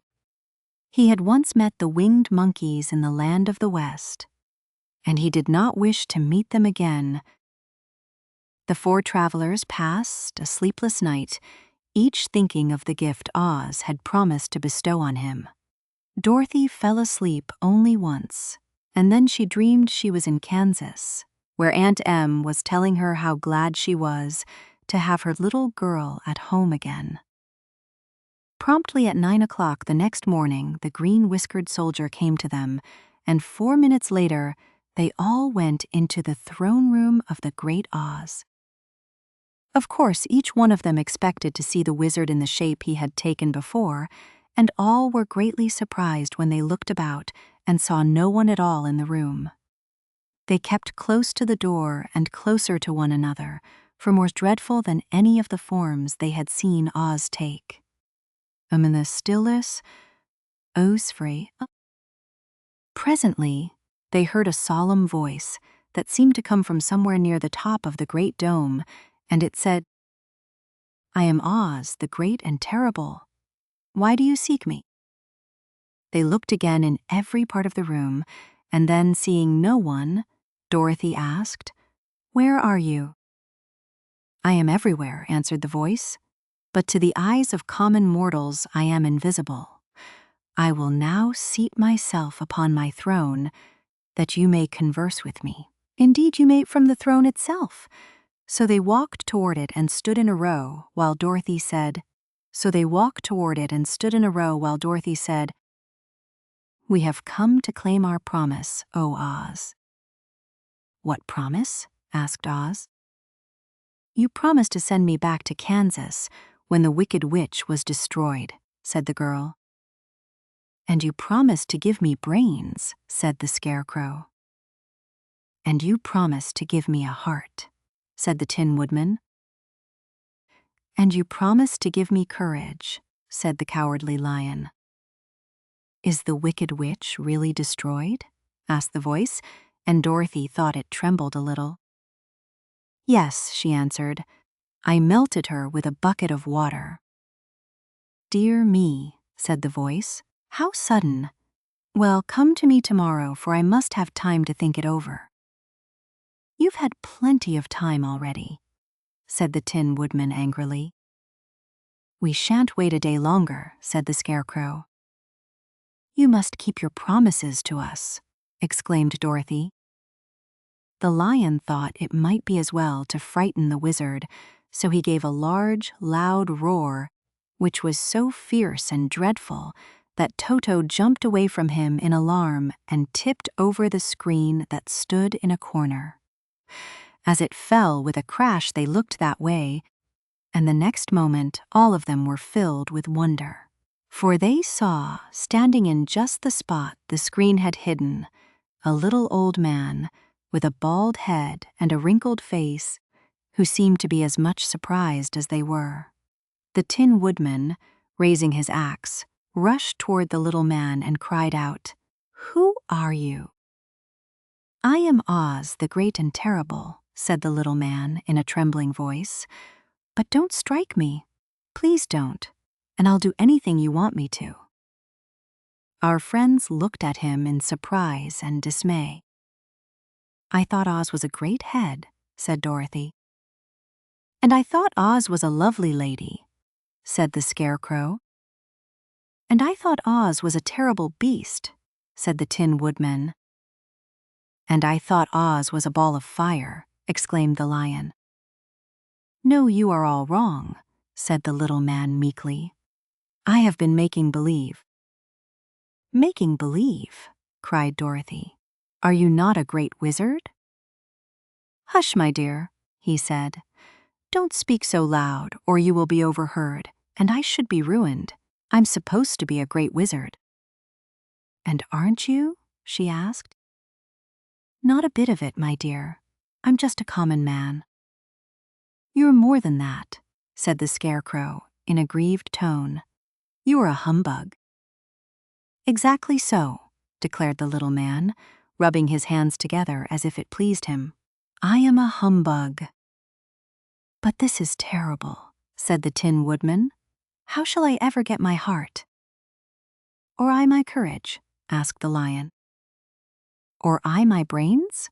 wailed the Scarecrow, wiping the tears from his eyes with his coat sleeve. "My dear friends," said Oz, "I pray you not to speak of these little things. Think of me, and the terrible trouble I'm in at being found out." Doesn't anyone else know you're a humbug? Asked Dorothy. No one knows it but you four, and myself, replied Oz. I have fooled everyone so long that I thought I should never be found out. It was a great mistake my ever letting you into the throne room. Usually I will not see even my subjects. And so they believe I am something terrible. But I don't understand, said Dorothy in bewilderment. How was it that you appeared to me as a great head? That was one of my tricks, answered Oz. Step this way, please, and I will tell you all about it. He led the way to a small chamber in the rear of the throne room, and they all followed him. He pointed to one corner in which lay the great head made out of many thicknesses of paper, and with a carefully painted face. This I hung from the ceiling by a wire, said Oz. I stood behind the screen and pulled a thread to make the eyes move and the mouth open. But how about the voice? She inquired. Oh, I am a ventriloquist, said the little man. I can throw the sound of my voice wherever I wish, so that you thought it was coming out of the head. Here are the other things I used to deceive you. He showed the scarecrow the dress and the mask he had worn when he seemed to be the lovely lady, and the Tin Woodman saw that his terrible beast was nothing but a lot of skins sewn together with slats to keep their sides out. As for the ball of fire, the false wizard had hung that also from the ceiling. It was really a ball of cotton, but when oil was poured upon it, the ball burned fiercely. Really, said the Scarecrow, you ought to be ashamed of yourself for being such a humbug. I am. I certainly am, answered the little man sorrowfully, but it was the only thing I could do. Sit down, please. There are plenty of chairs, and I will tell you my story. So they sat down and listened while he told the following tale. I was born in Omaha. Why, that isn't very far from Kansas, cried Dorothy. No, but it's farther from here, he said, shaking his head at her sadly. When I grew up, I became a ventriloquist, and at that I was very well trained by a great master. I can imitate any kind of a bird or beast. Here he mewed so like a kitten that Toto pricked up his ears and looked everywhere to see where she was. After a time, continued Oz, I tired of that and became a balloonist. What is that? Asked Dorothy. A man who goes up in a balloon on circus day so as to draw a crowd of people together and get them to pay to see the circus, he explained. Oh, she said, I know. Well, one day I went up in a balloon and the ropes got twisted so that I couldn't come down again. It went way up above the clouds, so far that a current of air struck it and carried it many, many miles away. For a day and a night I traveled through the air, and on the morning of the second day, I awoke and found the balloon floating over a strange and beautiful country. It came down gradually, and I was not hurt a bit, but I found myself in the midst of a strange people who, seeing me come from the clouds, thought I was a great wizard. Of course I let them think so, because they were afraid of me and promised to do anything I wished them to. Just to amuse myself and keep the good people busy, I ordered them to build this city and my palace. Then I thought, as the country was so green and beautiful, I would call it the Emerald City. And to make the name Entall, and to make the name fit better, I put green spectacles on all the people, so that everything they saw was green. But isn't everything here green? Asked Dorothy. No more than in any other city, replied Oz. But when you wear green spectacles, why, of course, everything you see looks green to you. The Emerald City was built a great many years ago, for I was a young man when the balloon brought me here, and I am a very old man now. But my people have worn green glasses on their eyes so long that most of them think it really is an emerald city, and it certainly is a beautiful place, abounding in jewels and precious metals, and every good thing that is needed to make one happy. I have been good to the people, and they like me. But ever since this palace was built, I have shut myself up and would not see any of them. One of my greatest fears was the witches, for while I had no magical powers at all, I soon found out that the witches were really able to do wonderful things. There were 4 of them in this country, and they ruled the people who live in the north and south and east and west. Fortunately, the witches of the north and south were good, and I knew they would do me no harm. But the witches of the east and west were terribly wicked, and had they not thought I was more powerful than they themselves, they would surely have destroyed me. As it was, I lived in deadly fear of them for many years, so you can imagine how pleased I was when I heard your house had fallen on the wicked witch of the east. When you came to me, I was willing to promise anything if you would only do away with the other witch. But now that you have melted her, I am ashamed to say that I cannot keep my promises. I think you are a very bad man, said Dorothy. Oh no, my dear. I'm really a very good man, but I'm a very bad wizard, I must admit. Can't you give me brains? Asked the Scarecrow. You don't need them. You are learning something every day. A baby has brains, but it doesn't know much. Experience is the only thing that brings knowledge, and the longer you are on Earth, the more experience you are sure to get. That may all be true, said the Scarecrow, but I shall be very unhappy unless you give me brains. The false wizard looked at him carefully. Well, he said with a sigh, I'm not much of a magician, as I said, but if you will come to me tomorrow morning, I will stuff your head with brains. I cannot tell you how to, however. You must find that out for yourself. Oh, thank you, cried the Scarecrow. I'll find a way to use them, never fear. But how about my courage? Asked the Lion anxiously. You have plenty of courage, I am sure, answered Oz. All you need is confidence in yourself.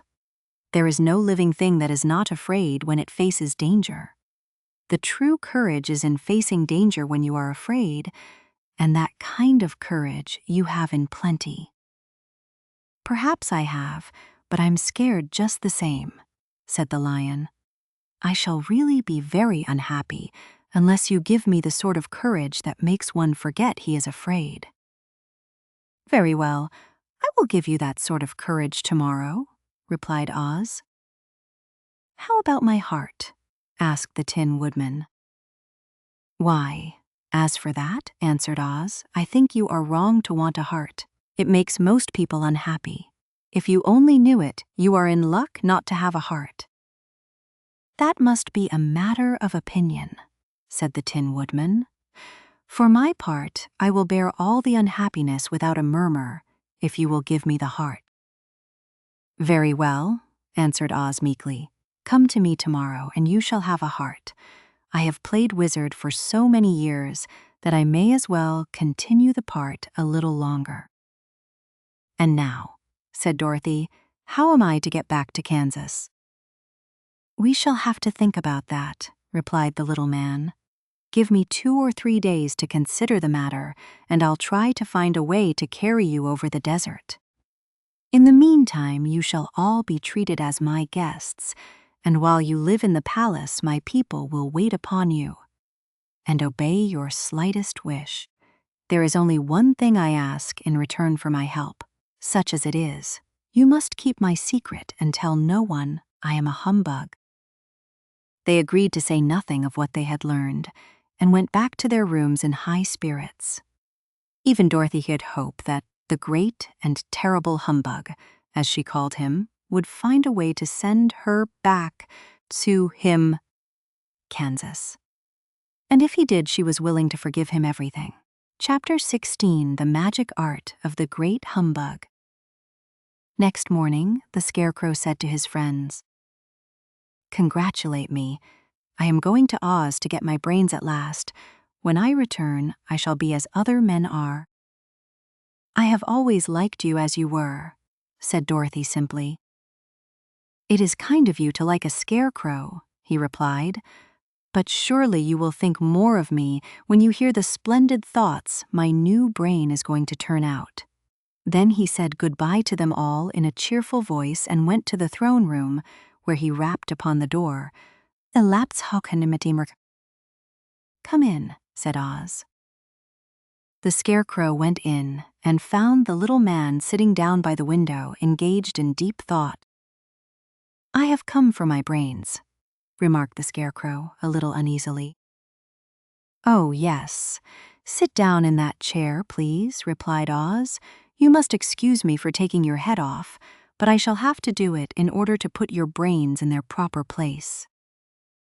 "That's all right," said the Scarecrow.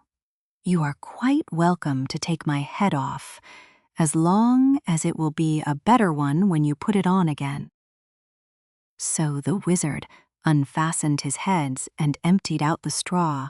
Then he entered a measure of bran, which he mixed with a great many pins and needles. Having shaken them together thoroughly, he filled the mixture and stuffed the top of the Scarecrow's head with the mixture and stuffed the rest of the space with straw. To hold it in place, when he had fastened the Scarecrow's head on his body again, he said to him, "Hereafter you will be a great man, for I have given you a lot of brand new brains." The Scarecrow was both pleased and proud at the fulfillment of his greatest wish, and having thanked Oz warmly, he went back to his friends. Dorothy looked at him curiously. His head was quite bulged out at the top with brains. "How do you feel?" she asked. "I feel wise indeed," he answered earnestly. "When I get used to my brains, I shall know everything." "Why are those needles and pins sticking out of your head?" asked the Tin Woodman. "That is proof that he is sharp," remarked the Lion. "Well, I must go to Oz and get my heart," said the Woodman. So he walked to the throne room and knocked at the door. "Come in," called Oz, and the Woodman entered and said, "I have come for my heart." "Very well," answered the little man, "but I shall have to cut a hole in your breast so I can put your heart in the right place. I hope it won't hurt you." "Oh, no," answered the Woodman. "I shall not feel it at all." So Oz brought a pair of tinsmith's shears and cut a small, square hole in the left side of the Tin Woodman's breast. Then, going to a chest of drawers, he took out a pretty heart, made entirely of silk and stuffed with sawdust. "Isn't it a beauty?" he asked. "It is indeed," replied the Woodman, who was greatly pleased. "But is it a kind heart?" "Oh, very," answered Oz. He put the heart in the Woodman's breast and then replaced the square of tin, soldering it neatly together where it had been cut. "There," said he, "now you have a heart that any man might be proud of. I'm sorry I had to put a patch on your breast, but it really couldn't be helped." "Never mind the patch," exclaimed the happy Woodman. "I am very grateful to you and shall never forget your kindness." "Don't speak of it," replied Oz. Then the Tin Woodman went back to his friends, who wished him every joy on account of his good fortune. The Lion now walked to the throne room and knocked at the door. "Come in," said Oz. "I have come for my courage," announced the Lion, entering the room. "Very well," answered the little man. "I will get it for you." He went to a cupboard and, reaching up to a high shelf, took down a square green bottle, the contents of which he poured into a green gold dish beautifully carved. Placing this before the Cowardly Lion, who sniffed at it as if he did not like it, the wizard said, "Drink." "What is it?" asked the lion. "Well," answered Oz, "if it were inside of you, it would be courage. You know, of course, that courage is always inside one, so that this really cannot be called courage until you have swallowed it. Therefore, I advise you to drink it as soon as possible." The lion hesitated no longer, but drank till the dish was empty. "How do you feel now?" asked Oz. "Full of courage," replied the lion, who went joyfully back to his friends to tell them of his good fortune. Oz, left to himself, smiled to think of his success in giving the Scarecrow and the Tin Woodman and the lion exactly what they thought they wanted. "How can I help being a humbug?" he said. "When all these people make me do things that everybody knows can't be done?" It was easy to make the Scarecrow and the lion and the Woodman happy because they imagined I could do anything. But it will take more than imagination to carry Dorothy back to Kansas, and I'm sure I don't know how it can be done. Chapter 17. How the Balloon Was Launched. For 3 days, Dorothy heard nothing from Oz. These were sad days for the little girl, although her friends were all quite happy and contented. The Scarecrow told them there were wonderful thoughts in his head, but he would not say what they were because he knew no one could understand them but himself. When the Tin Woodman walked about, he felt his heart rattling around in his breast, and he told Dorothy he had discovered it to be a kinder and more tender heart than the one he had owned when he was made of flesh. The lion declared he was afraid of nothing on earth and would gladly face an army or a dozen of the fierce Kalidas. Thus each of the little party was satisfied except Dorothy, who longed more than ever to get back to Kansas. On the 4th day, to her great joy, Oz sent for her, and when she entered the throne room, he greeted her pleasantly. "Sit down, my dear. I think I have found the way to get you out of this country." "And back to Kansas?" she asked eagerly. "Well, I'm not sure about Kansas," said Oz, "for I haven't the faintest notion which way it lies, but the first thing to do is to cross the desert, and then it should be easy to find your way home." "How can I cross the desert?" she inquired. "Well, I'll tell you what I think," said the little man. "You see, when I came to this country, it was in a balloon. You also came through the air, being carried by a cyclone. So I believe the best way to get across the desert will be through the air. Now, it is quite beyond my powers to make a cyclone, but I've been thinking the matter over, and I believe I can make a balloon." "How?" asked Dorothy. "A balloon," said Oz, "is made of silk, which is coated with glue to keep the gas in it. I have plenty of silk in the palace, so it will be no trouble to make the balloon. But in all this country there is no gas to fill the balloon with, to make it float." "If it won't float," remarked Dorothy, "it will be of no use to us." "True," answered Oz, "but there is another way to make it float, which is to fill it with hot air. Hot air isn't as good as gas, for if the air should get cold, the balloon would come down in the desert, and we should be lost." "We!" exclaimed the girl. "Are you going with me?" "Yes, of course," replied Oz. "I am tired of being such a humbug. If I should go out of this palace, my people would soon discover I am not a wizard, and then they would be vexed with me for having deceived them. So I have to stay shut up in these rooms all day, and it gets tiresome. I'd much rather go back to Kansas with you and be in a circus again." "I shall be glad to have your company," said Dorothy. "Thank you," he answered. "Now, if you will help me sew the silk together, we will begin to work on our balloon." So Dorothy took a needle and thread, and as fast as Oz cut the strips of silk into proper shape, the girls sewed them neatly together. First, there was a strip of light green silk. then a strip of dark green, and then a strip of emerald green, for Oz had a fancy to make the balloon in different shades of the color about them. It took 3 days to sew all the strips together, but when it was finished, they had a big bag of green silk, more than 20 feet long. Then Oz painted it on the inside with a coat of thin glue to make it airtight, after which he announced that the balloon was ready. "But we must have a basket to ride in," he said. So he sent the soldier with the green whiskers for a big clothes basket, which he fastened with many ropes to the bottom of the balloon. When it was all ready, Oz sent word to his people that he was going to make a visit to a great brother wizard who lived in the clouds. The news spread rapidly throughout the city, and everyone came to see the wonderful sight.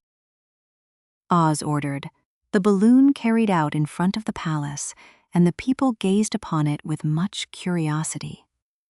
The Tin Woodman had chopped a big pile of wood, and now he made a fire of it, and Oz held the bottom of the balloon over the fire so that the hot air that arose from it would be caught in the silken bag. Gradually, the balloon swelled out and rose into the air until finally the basket just touched the ground. Then Oz got into the basket and said to all the people in a loud voice, "I am now going away to make a visit. While I am gone, the Scarecrow will rule over you. I command you to obey him as you would me."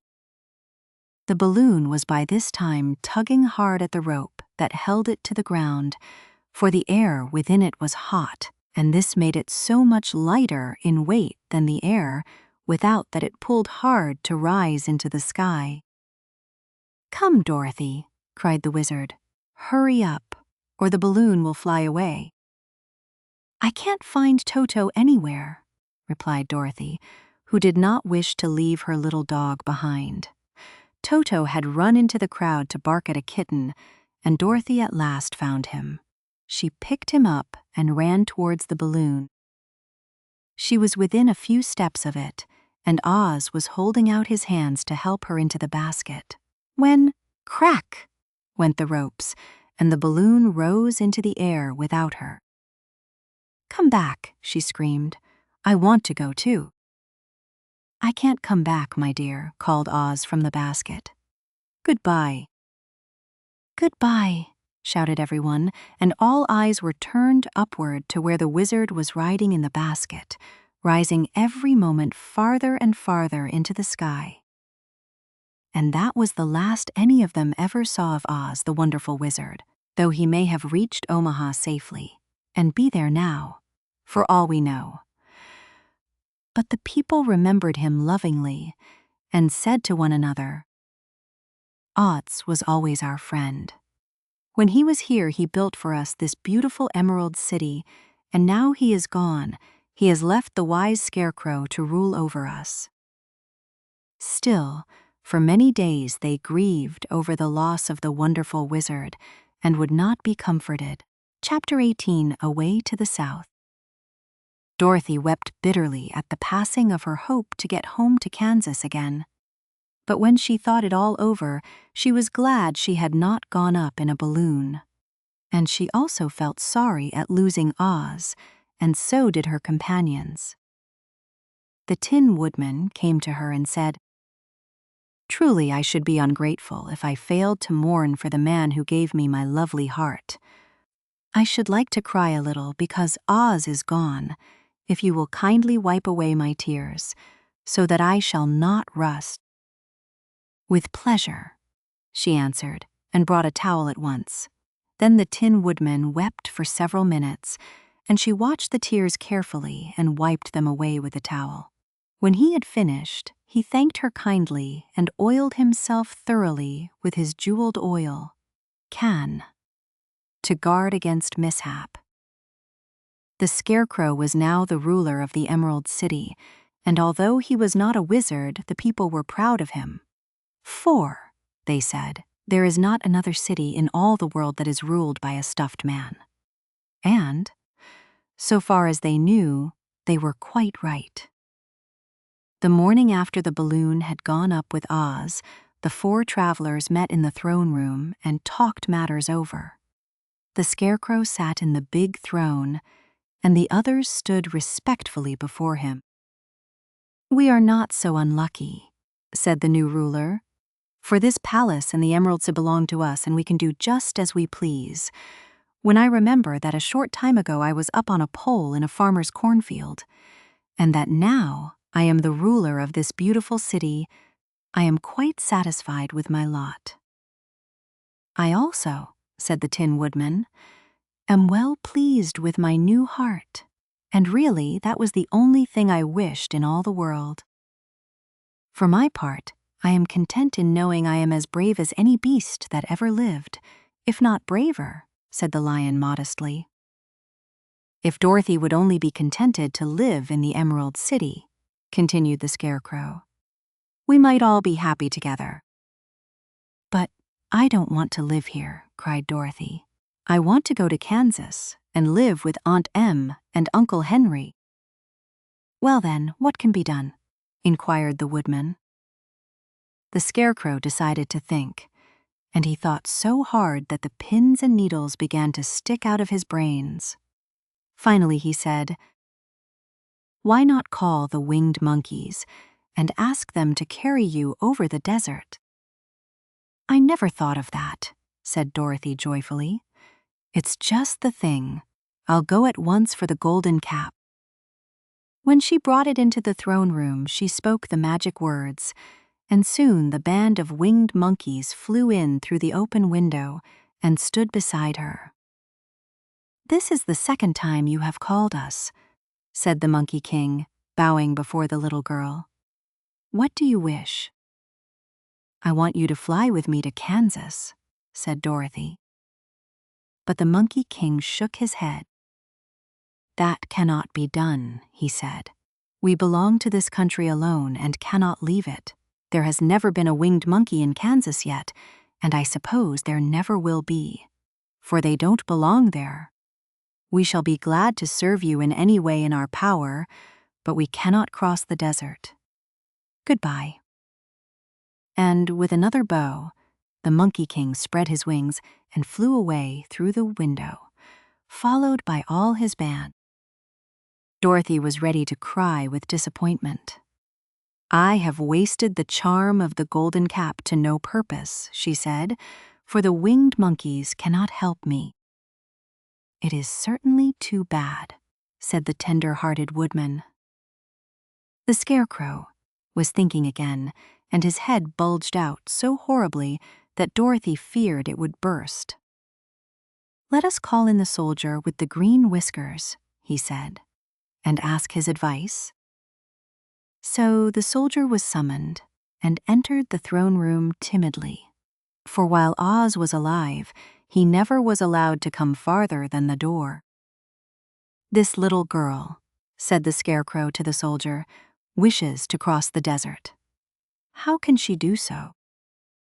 "I cannot tell," answered the soldier, "for nobody has ever crossed the desert unless it is Oz himself."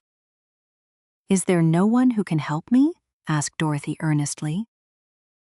"Glinda might," he suggested. "Who is Glinda?" inquired the Scarecrow. "The Witch of the South. She is the most powerful of all the witches and rules over the Quadlings. Besides, her castle stands on the edge of the desert, so she may know a way to cross it." "Glinda is a good witch, isn't she?" asked the child. "The Quadlings think she is good," said the soldier, "and she is kind to everyone. I have heard that Glinda is a beautiful woman who knows how to keep young in spite of the many years she has lived." "How can I get to her castle?" asked Dorothy.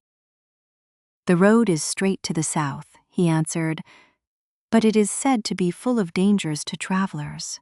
There are wild beasts in the woods and a race of queer men who do not like strangers to cross their country. For this reason, none of the Quadlings ever come to the Emerald City." The soldier then left them, and the Scarecrow said, It seems, in spite of dangers, that the best thing Dorothy can do is to travel to the land of the South and ask Glinda to help her. For of course, if Dorothy stays here, she will never get back to Kansas. "You must have been thinking again," remarked the Tin Woodman. "I have," said the Scarecrow. "I shall go with Dorothy," declared the Lion. "For I am tired of your city and long for the woods and the country again.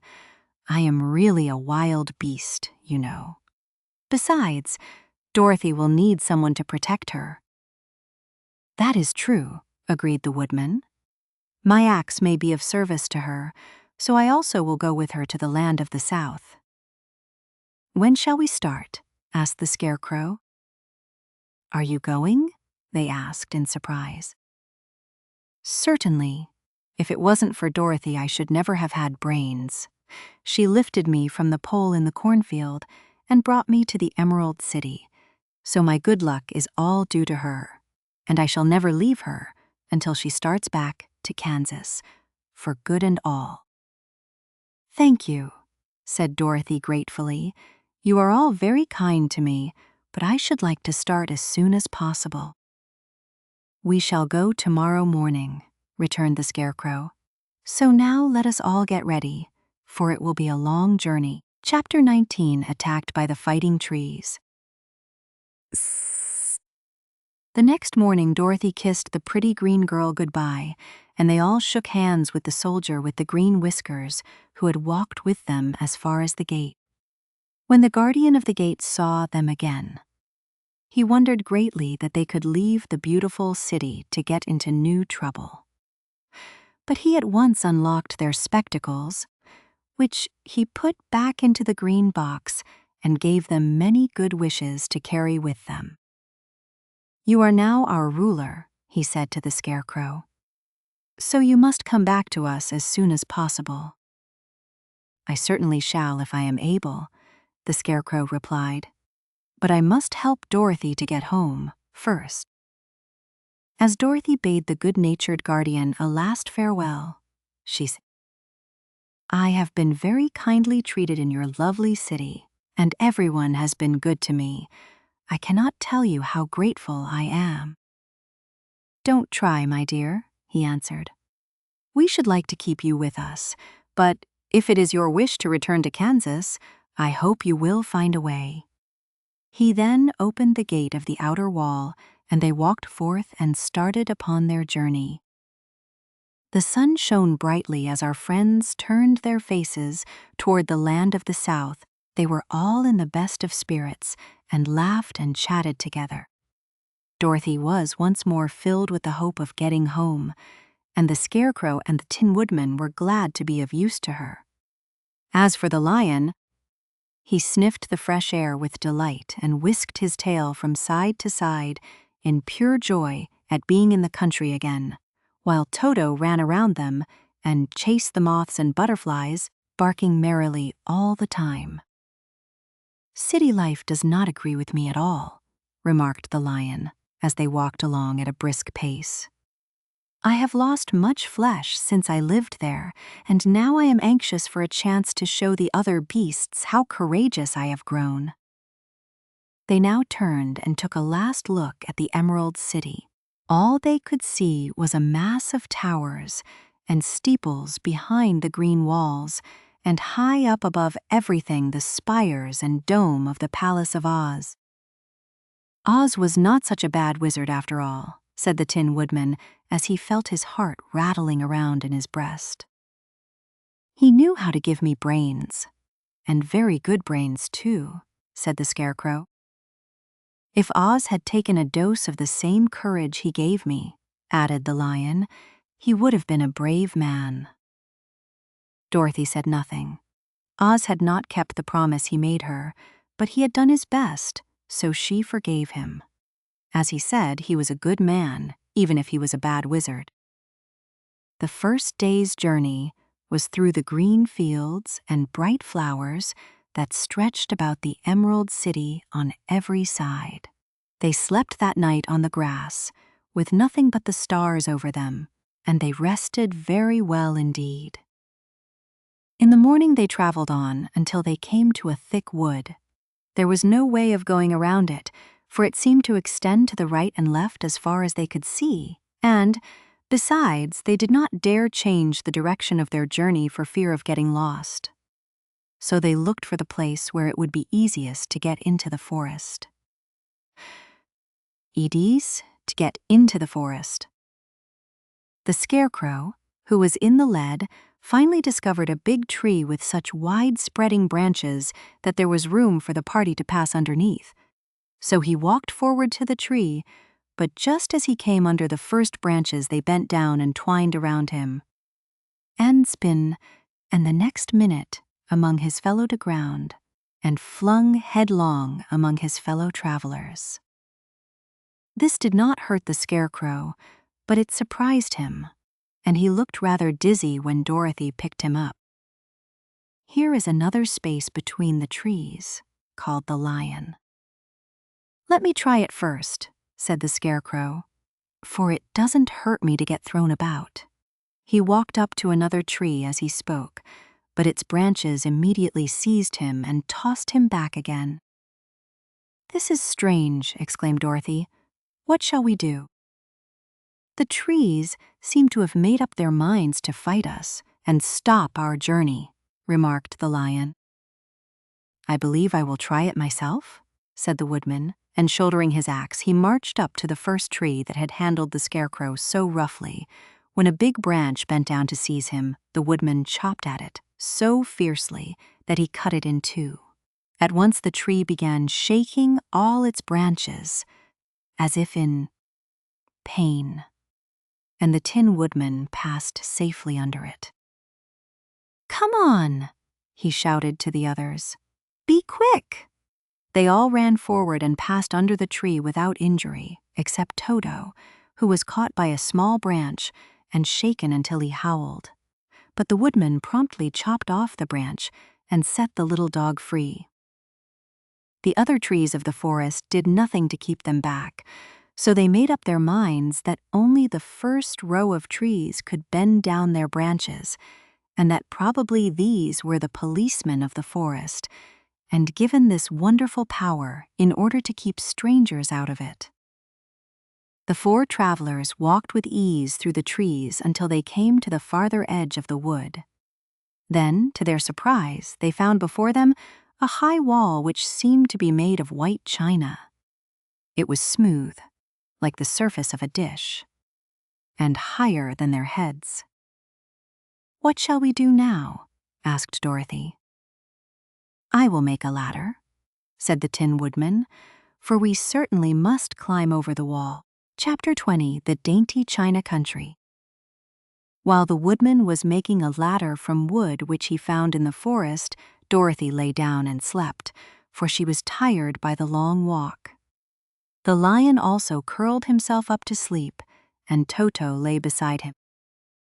The Scarecrow watched the woodman while he worked, and said to him, I cannot think why this wall is here, nor what it is made of. Rest your brains and do not worry about the wall, replied the woodman. When we have climbed over it, we shall know what is on the other side. After a time, the ladder was finished. It looked clumsy, but the Tin Woodman was sure it was strong and would answer their purpose. The Scarecrow waked Dorothy and the lion and Toto and told them that the ladder was ready. The Scarecrow climbed up the ladder first, but he was so awkward that Dorothy had to follow close behind and keep him from falling off. When he got his head over the top of the wall, the Scarecrow said, Oh my! Go on, exclaimed Dorothy. So the Scarecrow climbed farther up and sat down on the top of the wall, and Dorothy put her head over and cried, Oh my, just as the Scarecrow had done. Then Toto came up and immediately began to bark, but Dorothy made him be still. The lion climbed the ladder next, and the Tin Woodman came last, but both of them cried, Oh my, as soon as they looked over the wall. When they were all sitting in a row on the top of the wall, they looked down and saw a strange sight. Before them was a great stretch of country having a floor as smooth and shining and white as the bottom of a big platter.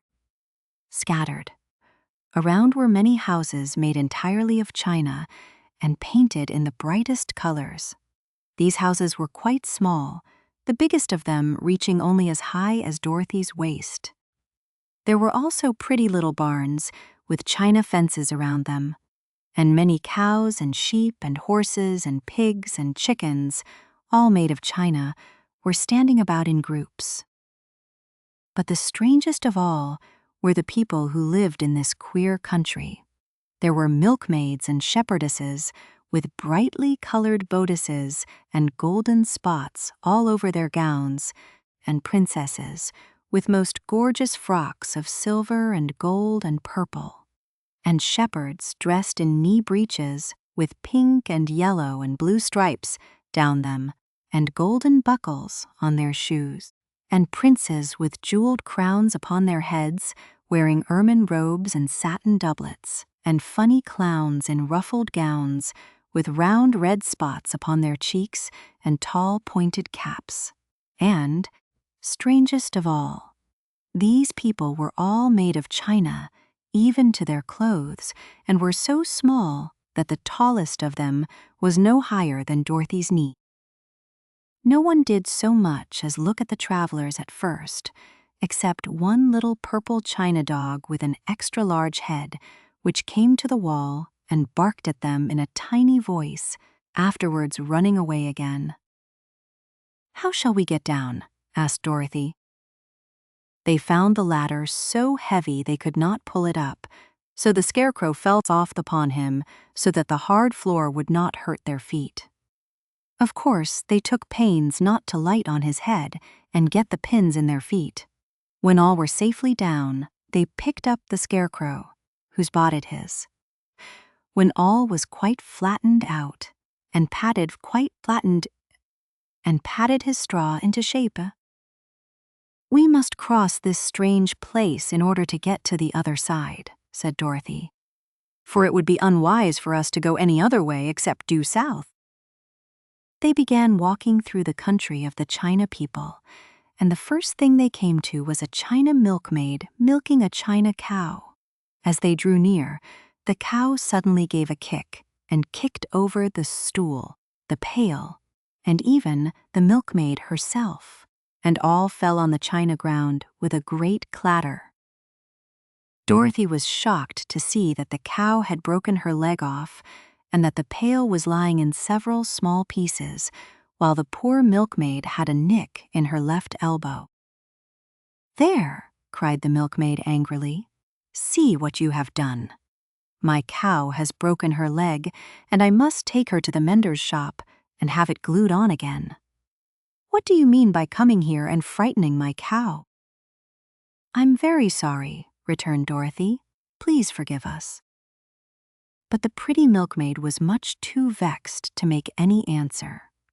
She picked up the leg sulkily and led cow Agorus, the poor animal limping on 3 legs.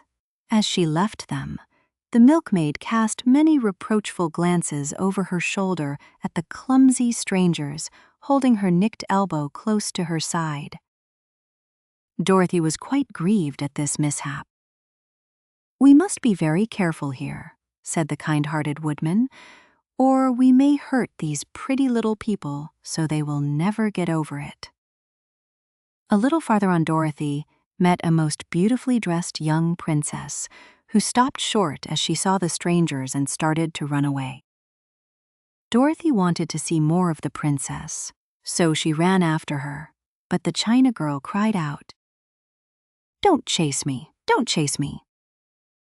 She had such a frightened little voice that Dorothy stopped and said, "Why not?" "Because," answered the princess, also stopping, a safe distance away, "if I run, I may fall down and break myself." "But could you not be mended?" asked the girl. "Oh, yes, but one is never so pretty after being mended, you know," replied the princess. "I suppose not," said Dorothy.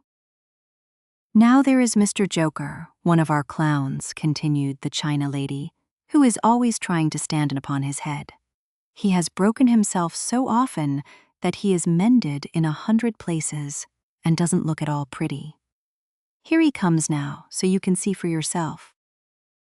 Indeed, a jolly little clown came walking toward them, and Dorothy could see that in spite of his pretty clothes of red and yellow and green, he was completely covered with cracks, running every which way and showing plainly that he had been mended in many places. The clown put his hands in his pockets, and after puffing out his cheeks and nodding his head at them saucily, he said, "My lady fair, why do you stare at poor old Mr. Joker? You're quite as stiff and prim as if you'd eaten up a poker." "Be quiet, sir," said the princess. "Can't you see these are strangers and should be treated with respect?" "Well, that's respect, I expect," declared the clown, and immediately stood upon his head. "Don't mind Mr. Joker," said the princess to Dorothy. "He is considerably cracked in his head, and that makes him foolish." "Oh, I don't mind him a bit," said Dorothy.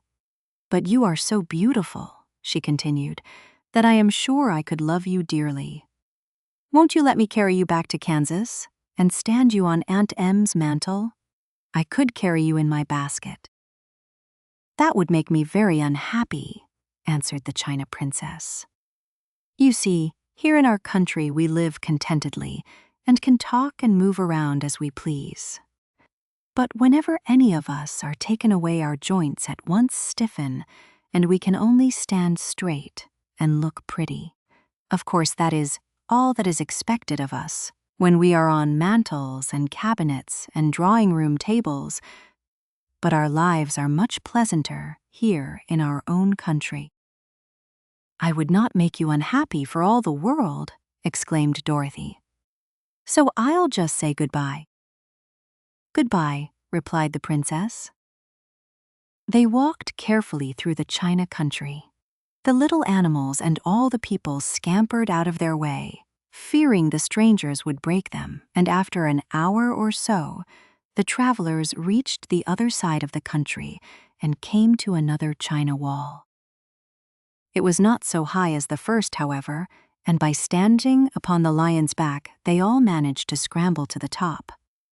Then the lion gathered his legs under him and jumped on the wall. But just as he jumped, he upset a China church with his tail and smashed it all to pieces. "That was too bad," said Dorothy.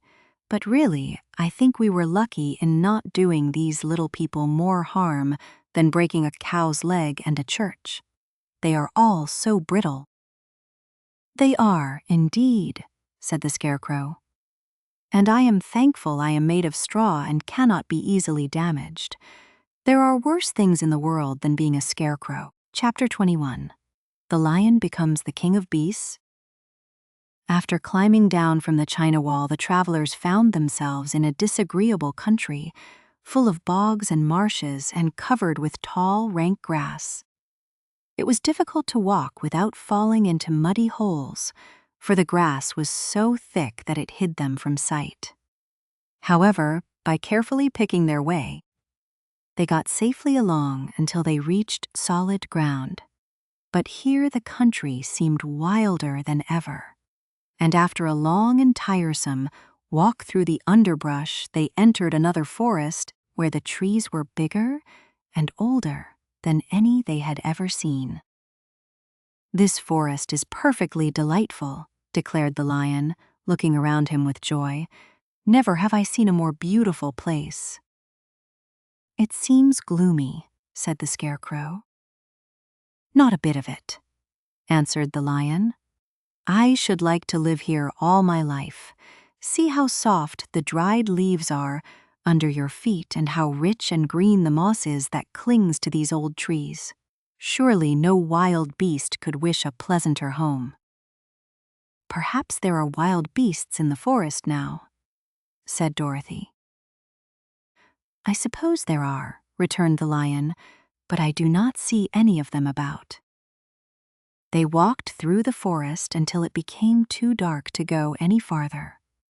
Dorothy and Toto and the lion lay down to sleep, while the woodman and the scarecrow kept watch over them as usual.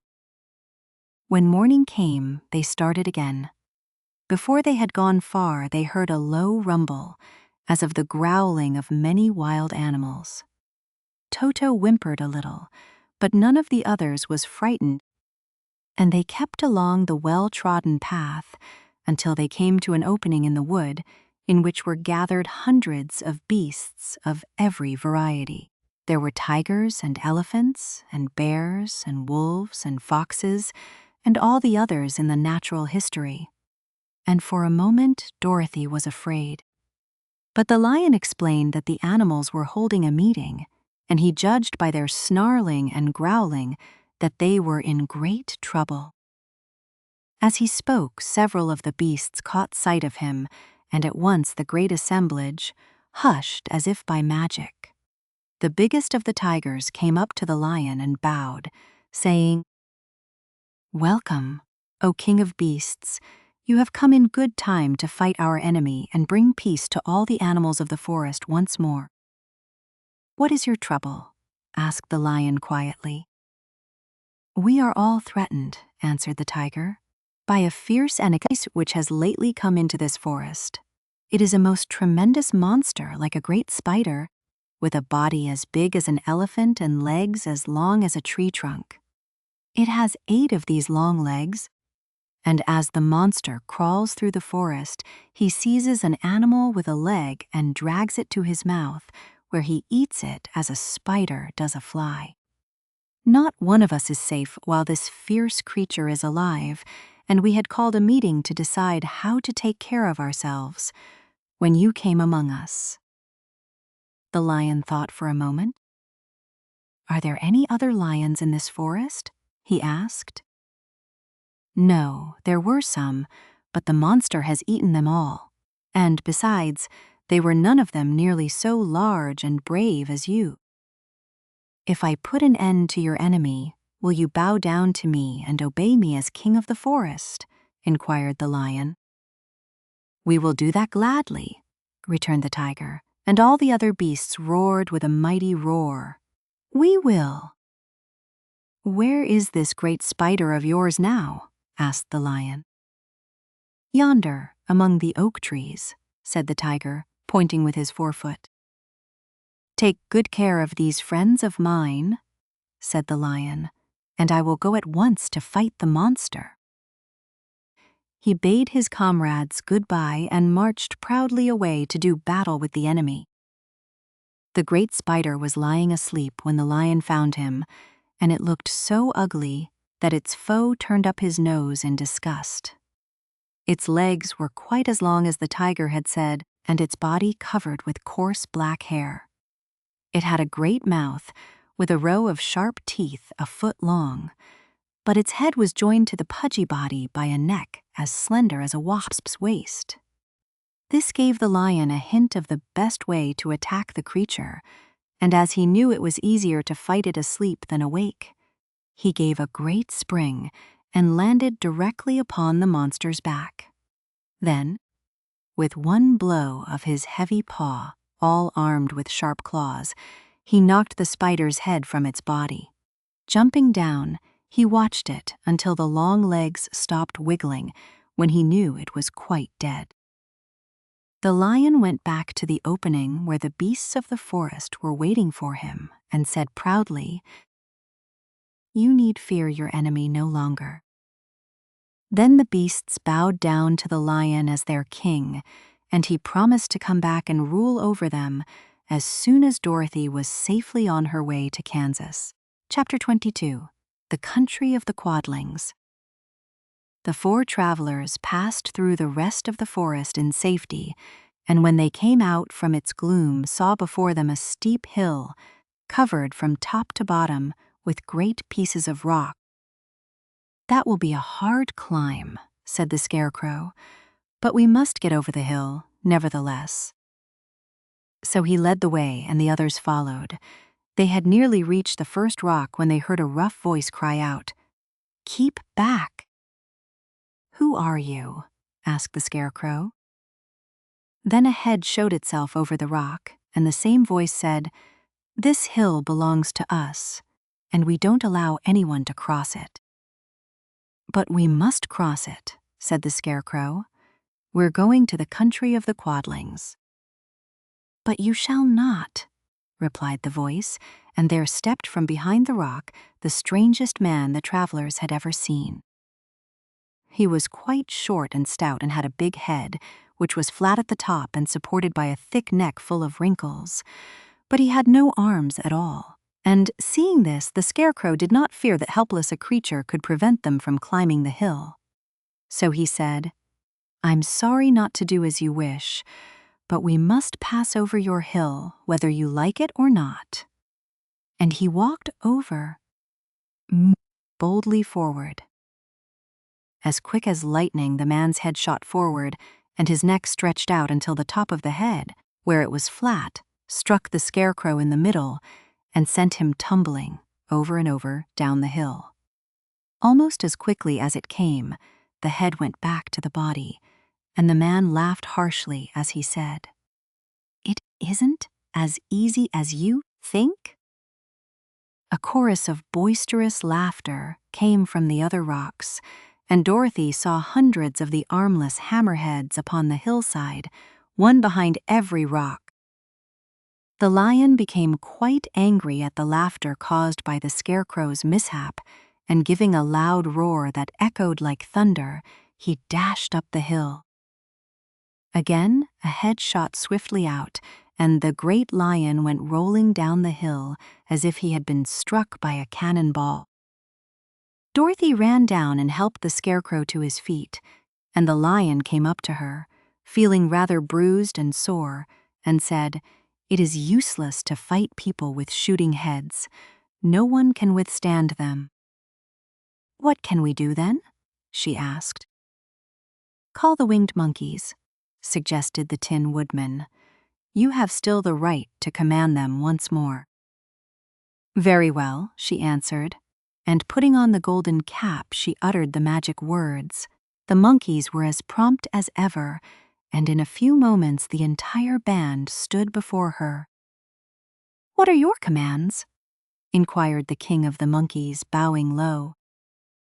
"Carry us over the hill to the country of the Quadlings," answered the girl. "It shall be done," said the king, and at once the winged monkeys caught the four travelers and Toto up in their arms and flew away with them. As they passed over the hill, the hammerheads yelled with vexation and shot their heads high in the air, but they could not reach the winged monkeys, which carried Dorothy and her comrades safely over the hill and set them down in the beautiful country of the Quadlings. "This is the last time you can summon us," said the leader to Dorothy. "So goodbye and good luck to you." "Goodbye and thank you very much," returned the girl, and the monkeys rose into the air and were out of sight in a twinkling. The country of the Quadlings seemed rich and happy. There was field upon field of ripening grain, with well-paved roads running between, and pretty rippling brooks with strong bridges across them. The fences and houses and bridges were all painted bright red, just as they had been painted yellow in the country of the Winkies and blue in the country of the Munchkins. The Quadlings themselves, who were short and fat and looked chubby and good-natured, were dressed all in red, which showed bright against the green grass and the yellowing grain. The monkeys had set them down near a farmhouse, and the four travelers walked up to it and knocked at the door. It was opened by the farmer's wife, and when Dorothy asked for something to eat, the woman gave them all a good dinner, with 3 kinds of cake and 4 kinds of cookies, and a bowl of milk for Toto. "How far is it to the castle of Glinda?" asked the child. "It is not a great way," answered the farmer's wife. "Take the road to the south, and you will soon reach it." Thanking the good woman fresh, and walked by the fields and across the pretty bridges until they saw before them a very beautiful castle. Before the gates were 3 young girls, dressed in handsome red uniforms, trimmed with gold braid. And as Dorothy approached, one of them said to her, "As das Bjugend, why have you come to the South Country?" "To see the good witch who rules here," she answered. "Will you take me to her?" "Let me have your name, and I will ask Glinda if she will receive you."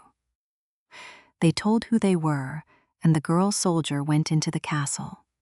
After a few moments, she came back to say that Dorothy and the others were to be admitted at once. Chapter 23. Glinda the Good Witch Grants Dorothy's Wish.